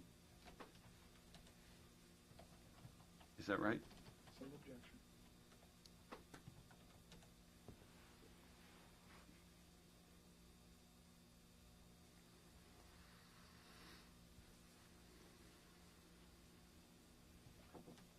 Could you rephrase that? That's okay, I'll withdraw the question. 2 more paragraphs down. Dvorak was then asked. Do you see that? Yes, sir. Okay. The second sentence says, Dvorak said she had seen the drawing completed by Couchet, but she couldn't remember if she saw the drawing the night of the assault or the following day. You see that? Yes, sir. Did you tell that to Ms. Strauss? Possibly. Is it your testimony that you might have seen the composite drawing that night at the hospital? Form of the question.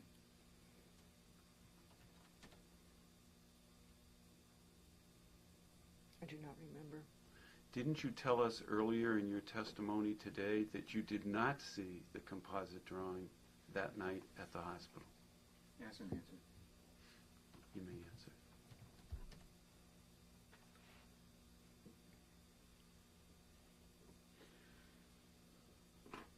I don't remember at this time seeing it. How about at the time you spoke to Ms. Strauss? Object to the form.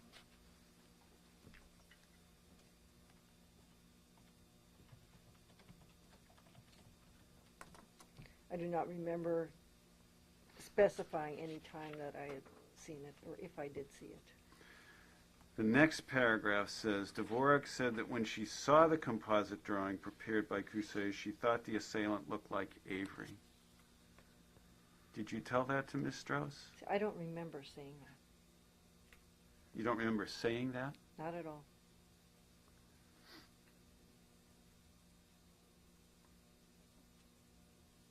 Do you remember seeing the composite drawing? No, I do not.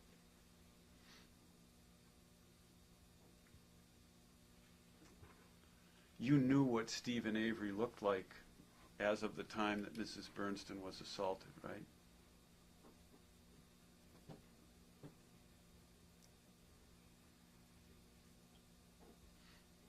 At that time, I may have. Because you knew he had been in and out of the jail several times. Right? That fact is correct, yes.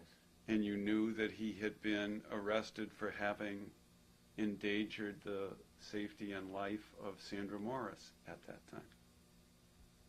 I do not remember that. Is it your testimony that you did not, as of July 1985, have knowledge of Stephen Avery having endangered Mrs. Morris in January of 1985?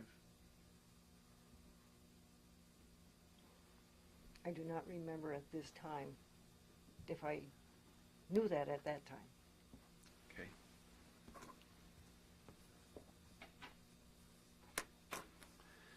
The bottom paragraph on page 5603 says, when Dvorak left the hospital the night of the assault, Dvorak went to help with the search warrant of Avery's house. Do you see that? Yes, sir. Did you tell that to Ms. Strauss?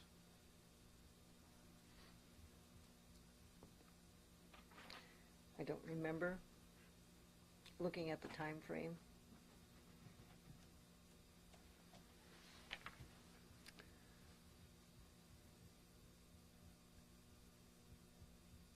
My question is, did you make the statement that's in that sentence to Ms. Strauss? What statement is that, sir? When Dvorak left the hospital the night of the assault, Dvorak went to help with the search warrant of Avery's house.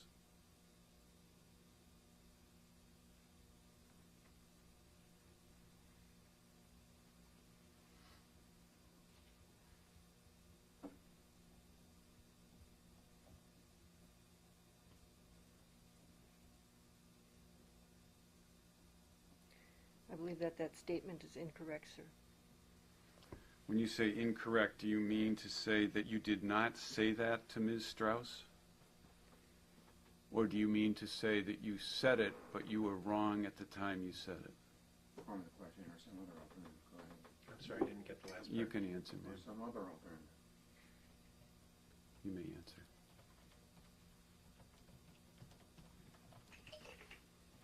From going over Ms. Doyle's notes yesterday. The search warrant information was not put together until the following morning. Okay, but what I'm asking you is this. When you talk with Ms. Strauss, she says that you told her that when you left the hospital the night of the assault, you went to help with the search warrant of Avery's house. Do you see that? Yes, I see that. Okay.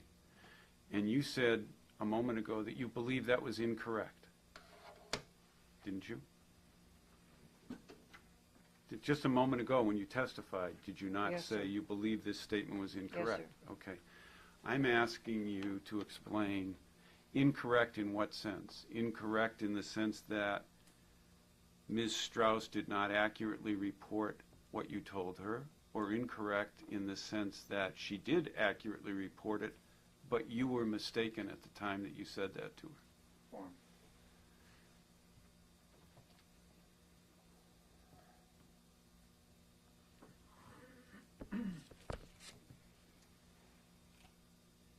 Again, I do not really understand your question.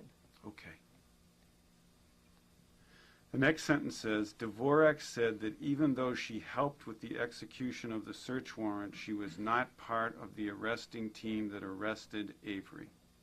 Did you tell that to Ms. Strauss? Yes. All right. Dvorak told S.A. Strauss that this is the first time she had ever been in the Avery house, even though she lived right across the street from them. Did you tell that to Ms. Strauss? I may have.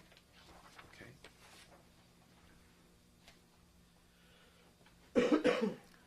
The next paragraph, top of the next page, says, the following day, July 30, 1985, Dvorak and Detective Al Kalanchik took a towel, some clothes, a pair of shoes, the pubic combings, and all of the other evidence seized regarding this case to the crime lab. Do you see that? Yes, sir.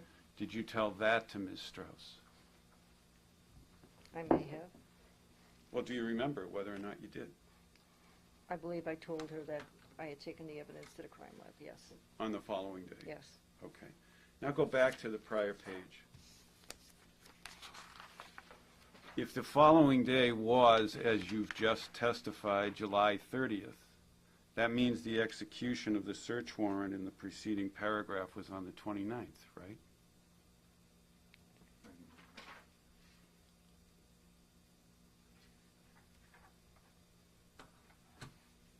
Is that correct?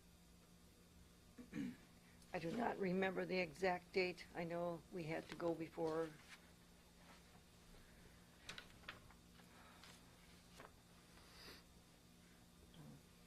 the DA to get a execution of a search warrant. Okay, the third page, please, 5604. The next paragraph, first full paragraph on the page, Dvorak described Avery as an abusive man.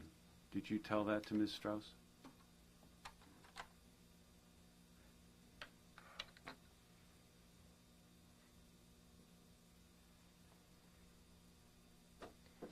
Possibly. Do you remember whether you did or not? No, I do not. Then it says, Dvorak said that she did not know if Avery was abusive towards his wife, but Dvorak stated that she has observed Avery chain his son with a metal chain in the front yard. Did you say that to Ms. Strauss? Yes, I believe so. Had you observed Avery chain his son with a metal chain in the front yard? Yes, I did. On how many occasions? One that I know of. Then it says, Dvorak said this was Avery's way of babysitting his children. Did you say that to Ms. Strauss? Possibly. How did you know that?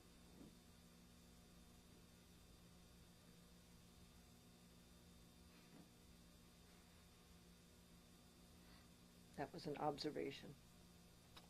Based on that one occasion? Yes. Then it says, it did not come as a surprise that Avery could commit a crime such as this. Did you say that to Ms. Strauss?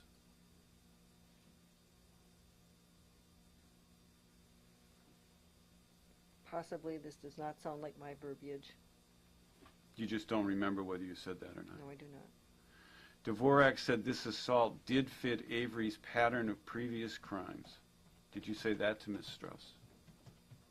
Possibly, but again, this is not my verbiage. What pattern of previous crimes? Check to the form. Yeah, and foundation. Well, if you possibly said this to her, what's the pattern of previous crimes you were referring to? Form of the question or foundation. You can answer. Suicide's not an evidence. You may answer. His interaction with society, the setting of the cat on fire. Anything else you remember?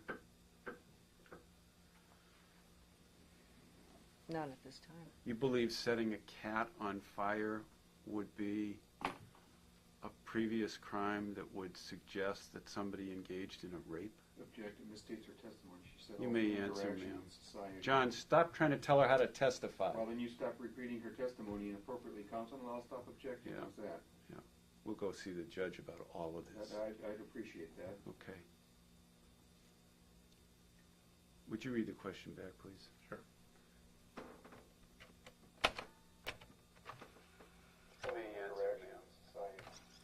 Fire.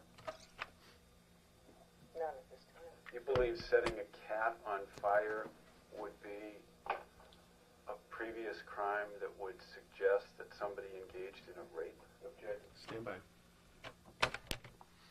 Okay, we've replayed the previous question back in the record. You can answer.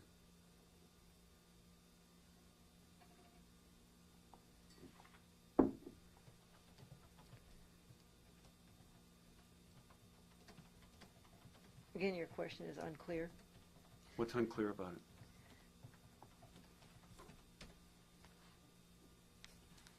Anyone is possible of doing any type of crime.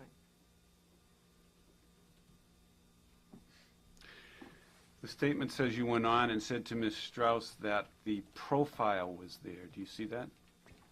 Yes, again, that does not sound like my verbiage. Are you denying that that's what you told her? I am not denying.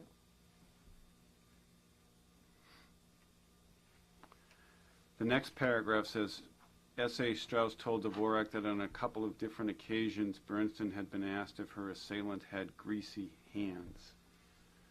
Did Ms. Strauss tell you that? Possibly. You don't remember. No, I do not. Then it says S.A. Strauss asked Dvorak why she thought this question was asked of Bernstein. Did she ask you that? I do not remember. Then it says Dvorak responded that Avery's father had a junkyard, and this question may have been asked because Avery was always around cars and always seemed to have dirty, greasy hands. Did you say that to Ms. Strauss? Possibly. But you don't recall? I do not recall.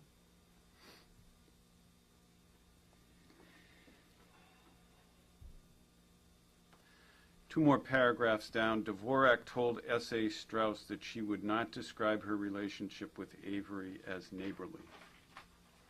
Did you say that to Ms. Strauss? Possibly. Do you recall saying it? No, I do not. And it says Dvorak knew of Avery because he lived across the street from Dvorak. Anything Dvorak knew about the Avery family, Dvorak knew because of personal observations. Did you say that to Ms. Strauss? Possibly. Well, do you recall whether you said that to her? No, I do not recall. Is it true that anything you knew about the Avery family you knew from personal observations? Form of the question.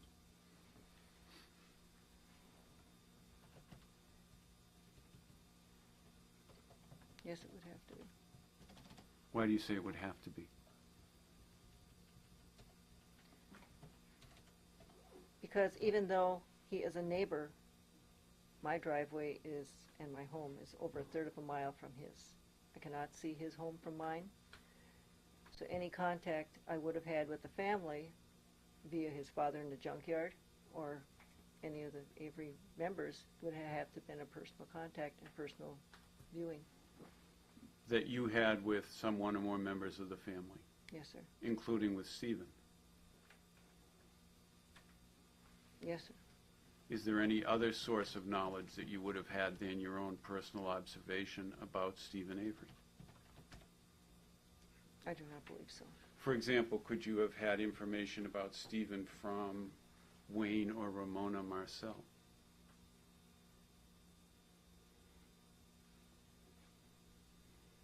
Objection as to point in time. Form. You can answer.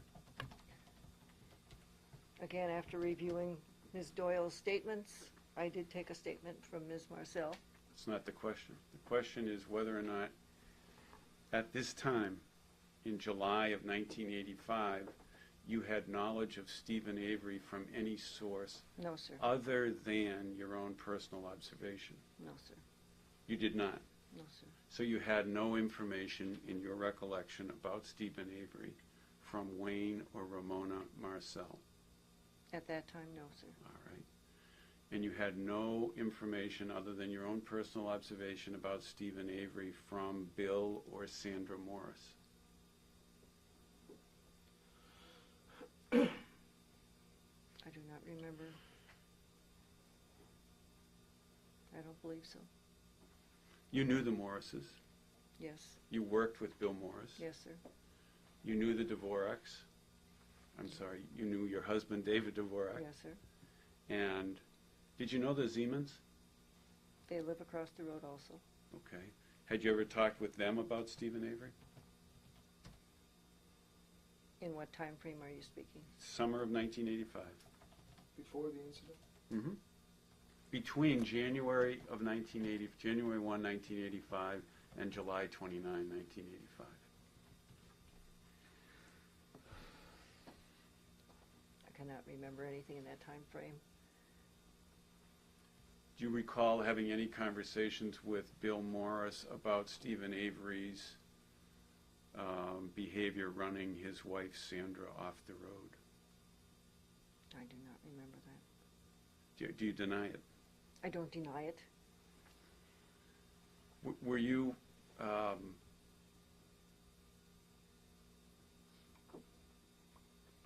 friendly with the Marcels?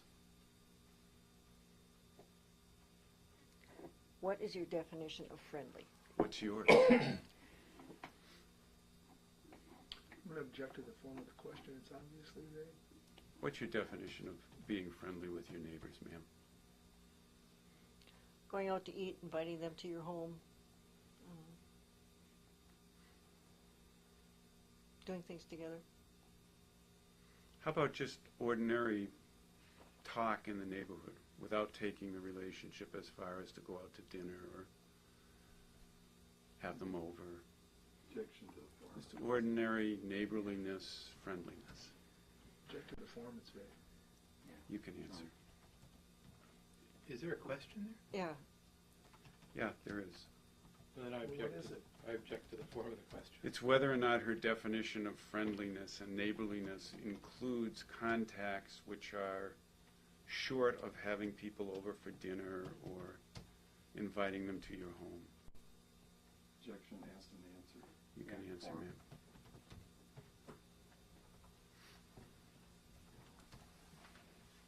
If you call friendliness waving at somebody when you see them in their yard, when you go by, that'd be about it. Okay. Excuse me, we're close to the end of the first videotape. Briefly at this point, off the record.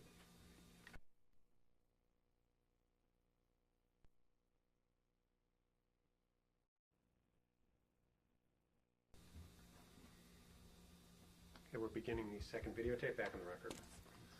Let me return, ma'am, if we could, to your statement here, the fourth full paragraph from the bottom of page 5604.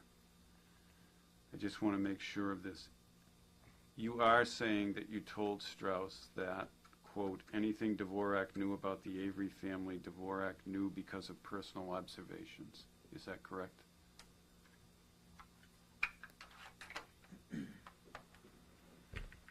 Ask and answer.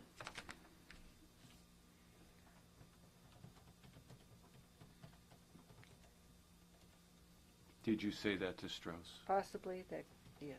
Okay. The next paragraph. Dvorak described Avery as a very vindictive man. You see that statement? Do you see that statement? Yes, sir. Okay. Did you say that to Ms. Strauss? Possibly.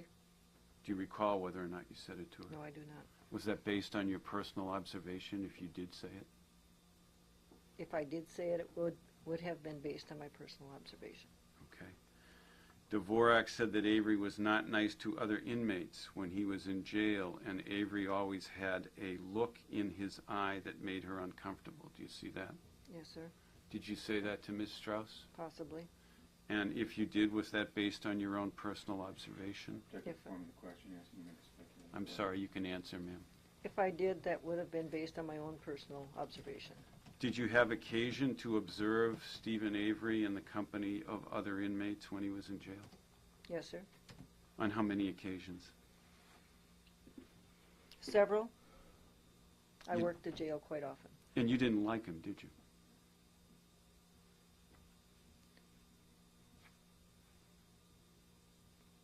I cannot answer that. Why not? There was no liking or disliking. You treated everyone equally as an inmate. Dvorak has always had a feeling that Avery could not be trusted. Do you see that statement? Yes, I do. Did you say that to Ms. Strauss? I do not remember saying that. But you might have said it. Possibly. And was that based on personal observation as well? Check the form of the question, asking you to speculate. Go ahead. You can answer, ma'am. Any statements I would have made would have been on personal observation, contact. I'm going to show you an exhibit that's been marked as Exhibit 6 in this case, ma'am. And let me first ask you whether or not you have seen previously the report of the Department of Justice in this case. No, sir, I have not. All right. For the record, I just want to note the exhibit that you're showing is just the first 2 pages, it appears, of that. That's But correct. it's a 2-page document. That's correct. Okay. Did you follow the publicity or see the publicity that came out in the community when the Department of Justice issued its report investigating this matter? No, I did not. Okay.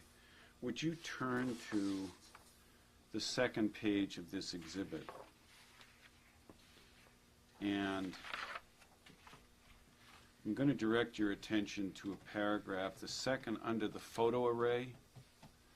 There's a second full paragraph there. Do you see that? Yes, sir. Take a moment and read that to yourself, if you would.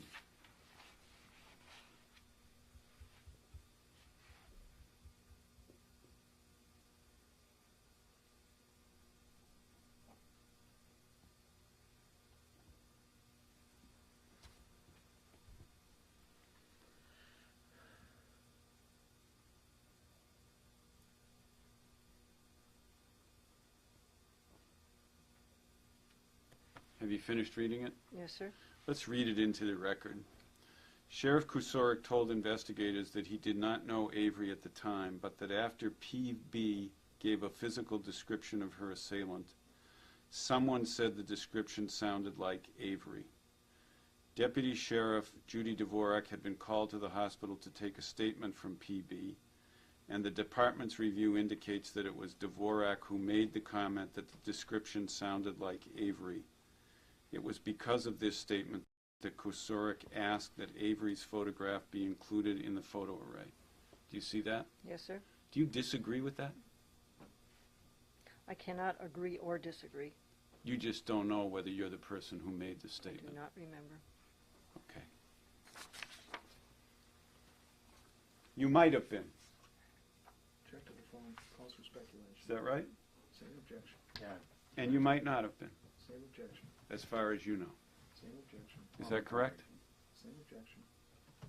You may answer. That is correct. Okay.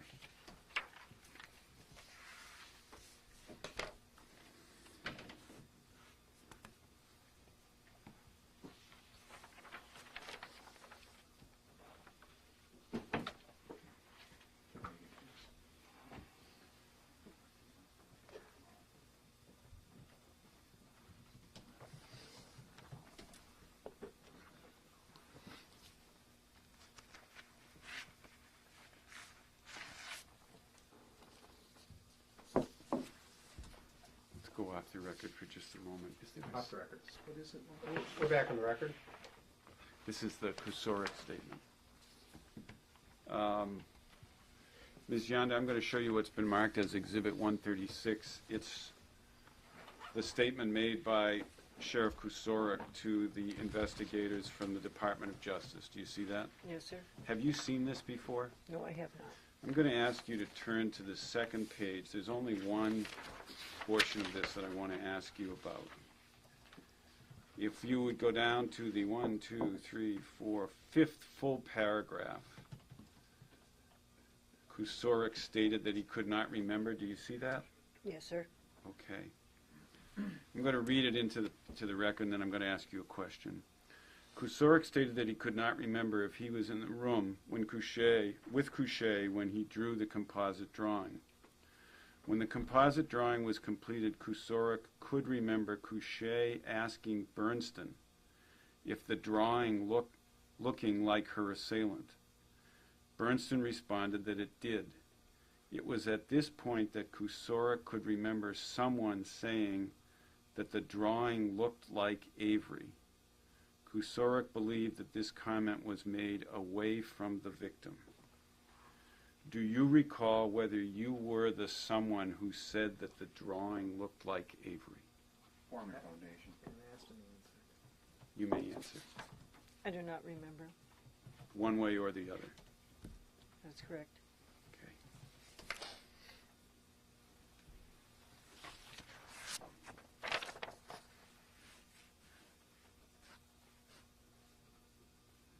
On the afternoon of the 30th, when you went to Madison, with whom did you travel?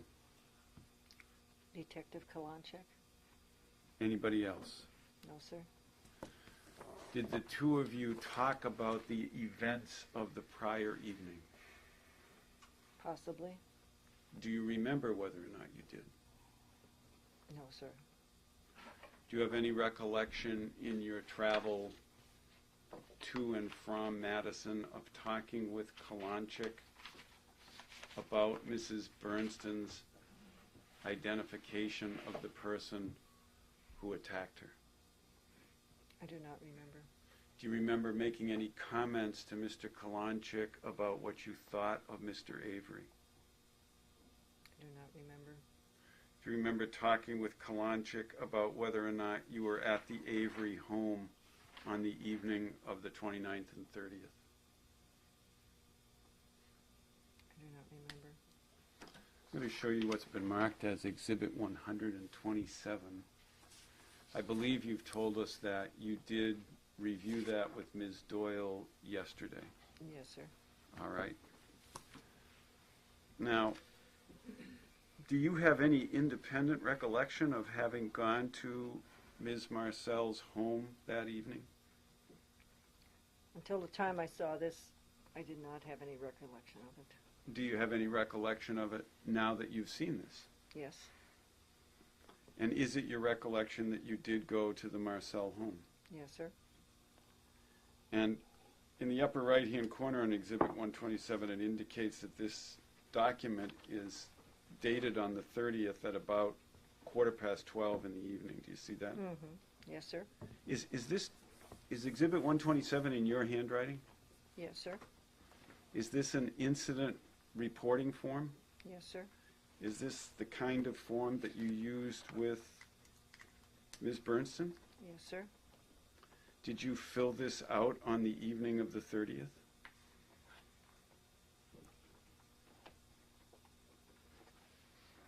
I do not remember. In the lower right-hand corner, there's a time noted. Do you see that? Yes, sir. That's 0700. Do you see that? Yes, sir. Is that your handwriting?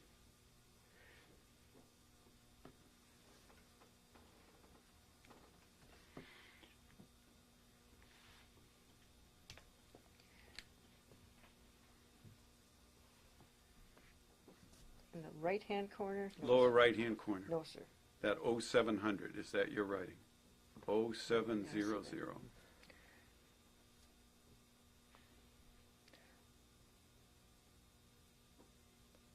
Possibly. Why do you say possibly, ma'am?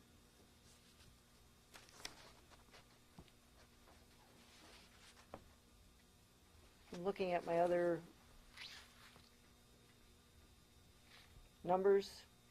Oh, you're referring to the upper right-hand Upper corner? right-hand corner, I make my 7s and a little different than that. Okay. So that is your handwriting that says 7:30:85 at 12:14 a.m.? Correct, And then there's 0014, do you see that? correct. Is that your handwriting as well? Yes, sir. What does 0014 mean? Is that some kind of special indication of time? It looks like the incident report was taken from 12:14 a.m. or at 2400 hours, which is naval time. So you're saying 0014 refers to a clock that begins with 4 zeros and runs all the way through what? Midnight is 0000. All right. 1 minute after is 0001.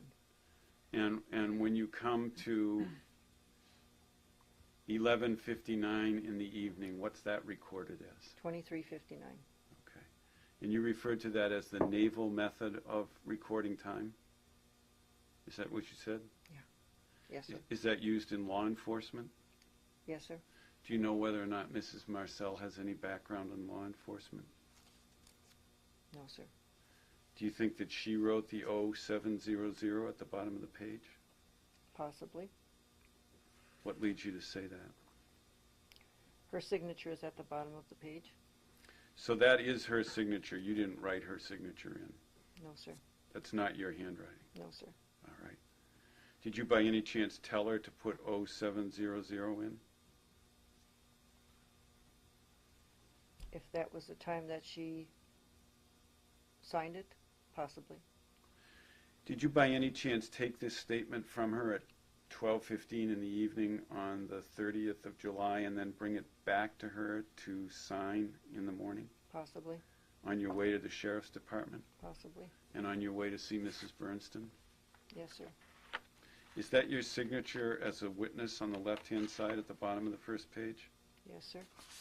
And same thing on the second page, Ms. Marcel's signature is in the lower right-hand corner and yours is in the lower left-hand corner? Yes, sir. Okay. Now, you have reviewed this statement, right? Yes, sir.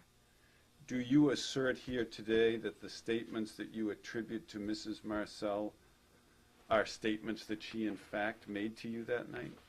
Yes, sir. All right. So these are not, in none of these statements did you make up anything. This is No, sir. information that was told to you by Mrs. Marcel that night. Yes, sir. And though you didn't remember it before, you remember it now that you've seen the statement. Yes, sir. Okay. I object to that last question. I'm sorry, were you done? Yeah. Did you take action as a police officer on the basis of what Mrs. Marcel told you in this statement? Kick the floor. You can answer. What do you term as action? Well, let's start with the fact that you recorded the statement, right? Yes, sir. You thought what she was telling you was significant?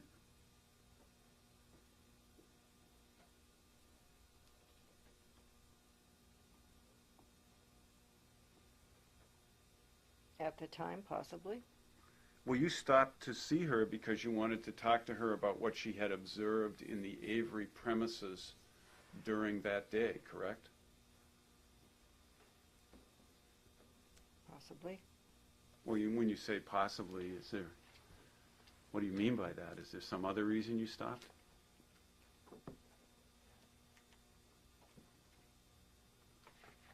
I do not remember at this time why, but most likely it would be to get information. About Stephen Avery. Not necessarily, or about the ongoings in the area. No. What you were asking her is whether she had seen any activity in the Avery yard that day, correct? Yes, the ongoings in the area. Well, let's go to the statement itself. This is in your handwriting. I stopped at the Marcel residence to inquire of any activity in the Avery yard per investigation of the incident 7/29/85 in which he was a suspect. That's your language, right? Yes, sir. So that's why you stopped to talk to Mrs. Marcel, right? Yes, sir. So you knew at that time that Stephen Avery was a suspect, right? Yes, sir. And you wanted to know what she had observed during that day, the day that Mrs. Bernston was assaulted. Is that right? Yes, sir. Okay. And then she told you the things that you've recorded in here that she told you, correct? Yes, sir. Including that her mother-in-law suspected that Stephen Avery might have abducted an 11-year-old girl up north in Marinette County. Right? Yes, that is in here. Okay, what I'm asking you is, what'd you do about it? What action did you take on the basis of what you were told by Mrs. Marcel?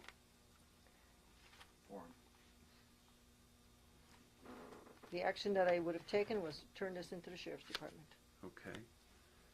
Did you in fact do that? Yes, sir. And to whom? I do not remember to whom. It was either the shift commander or dispatcher. And do you know whether or not it prompted an investigation? I do not know. Okay. You also recorded that Mrs. Marcel told you that during New Year's week, their dog, a gray miniature poodle, had come home half castrated and that they suspected Stephen Avery of this. Correct? Yes, that is what she stated. Okay. Was that something that you took action on as well? Check to the form.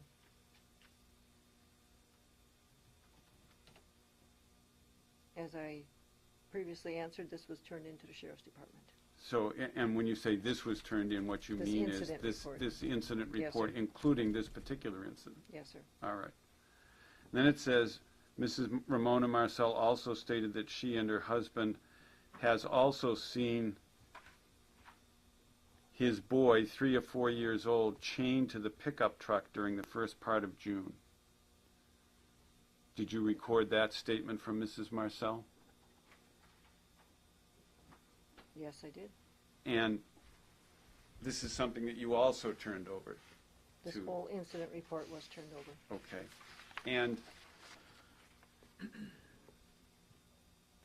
you know whether or not the incident that Mrs. Marcel reported to you was the same one that you testified to earlier of having seen Mr. Avery chain his child to a pickup truck? No, I do not know if this was the same incident. Okay. Do you know what follow-up action was taken by the department with respect to this incident report that you turned over? No, I do not. Do you know to whom you turned the incident report over? Objection has to be answered. You can answer. No, I do not remember. Do you remember whether or not when you went to Madison on the 30th of July in the afternoon, you talked with Mr. Kalanchik about what Mrs. Marcel had told you the night before? Possibly. Do you remember whether or not you expressed any opinion to Mr. Kalanchik on that occasion about what you thought of Stephen Avery? No, I do not remember what I said.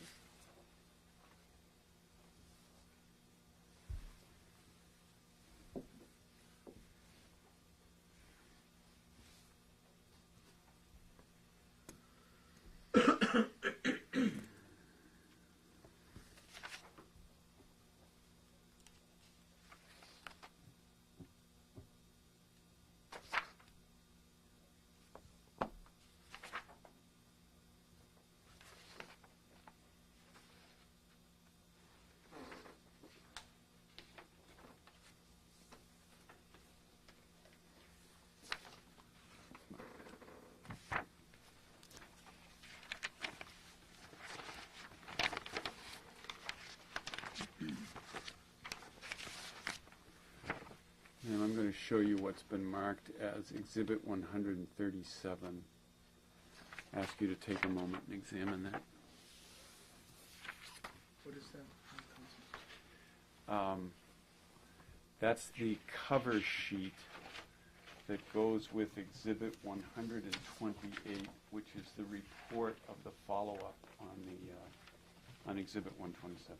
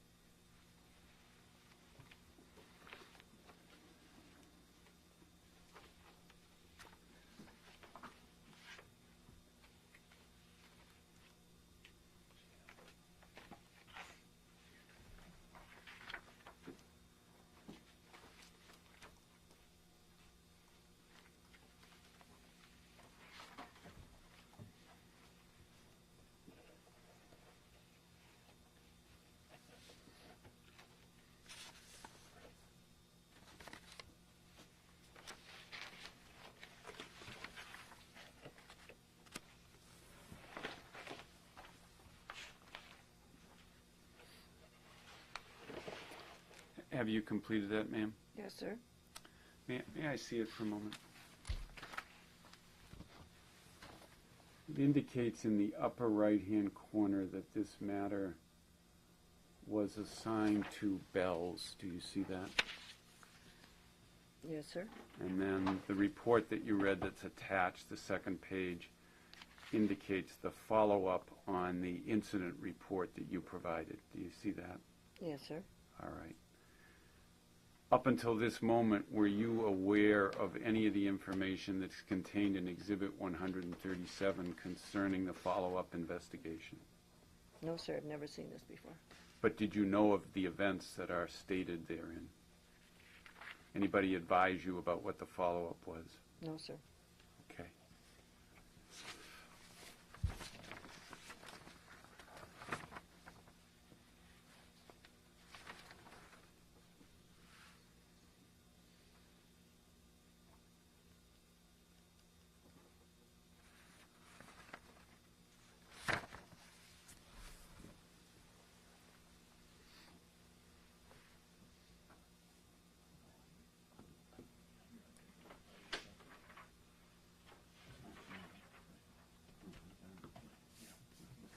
Okay.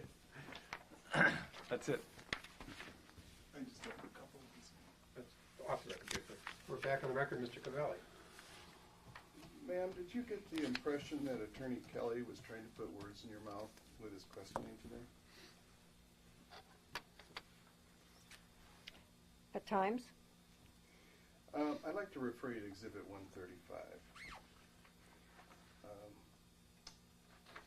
which was a statement that you had given to, or notes, or a report of a statement Ms. Strauss made of an interview she had with you. Is that correct? That is correct. At some time during that interview, did the subject come up of whether you had ever been in Stephen Avery's house prior to the execution of the search warrant? Again, possibly. At any time during that conversation, did the subject of whether or not you lived across the street from Mr. Avery come up in that interview?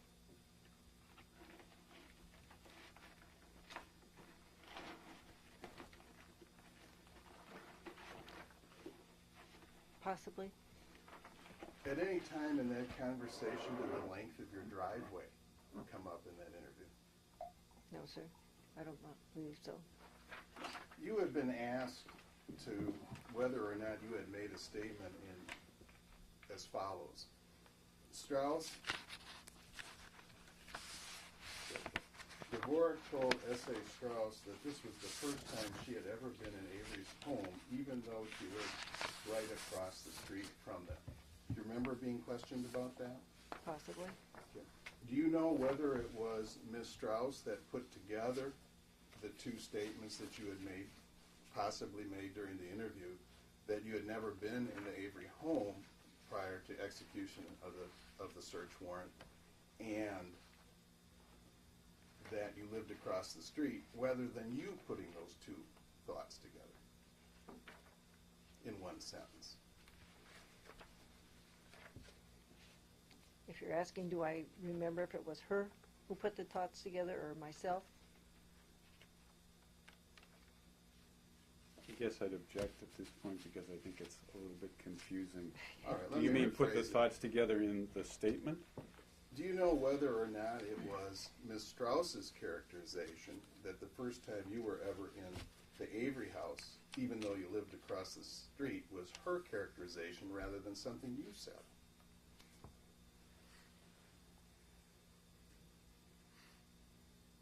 I lost you, didn't I? Yes, you did. All right, that's a strike that. The statement was read to you that Dvorak described Avery as an abusive man. Do you know if that was her characterization of your description or words that you spoke? I do not remember. Like I say, the verbiage was not mine. And by the verbiage, you mean the type of language used? Yes, sir. You just don't speak that way. That is correct. That's all I have. I have a very short follow-up. Do you have Exhibit 135 in front of you? Yes, sir. I think you told us earlier that you saw that when you met with Amy Doyle yesterday. Yes, sir. Is that the first time you saw that statement? Yes, sir. In 2003 or 2004, did anyone from the Department of Justice come to you or send you that statement, ask you to read it, and ask you whether or not it accurately reflected your interview with Ms. Strauss? No, sir. Did anybody ever ask you to review that statement and then sign it because you thought it was accurate and complete? No, sir. That's what you do in your interviewing of people. At the time of the interview or shortly thereafter, a report is written up and you ask the person you've interviewed to read the report and then sign it as being accurate and correct. Yes, sir, that is correct. Okay, that's all I have. Let's go off the record. We're back on the record, Mr. Kelly. Ms. Yonda, during the period of time that you worked for the Sheriff's Department, can you estimate how many witness statements you took?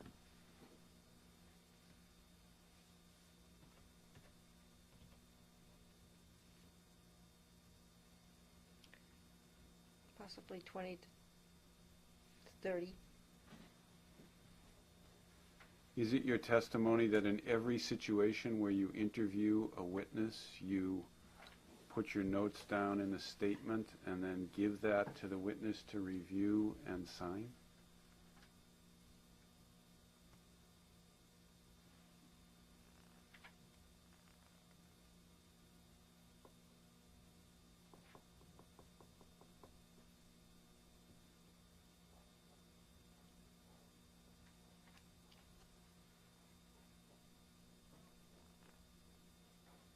I'd like to have you rephrase that, please. Sure.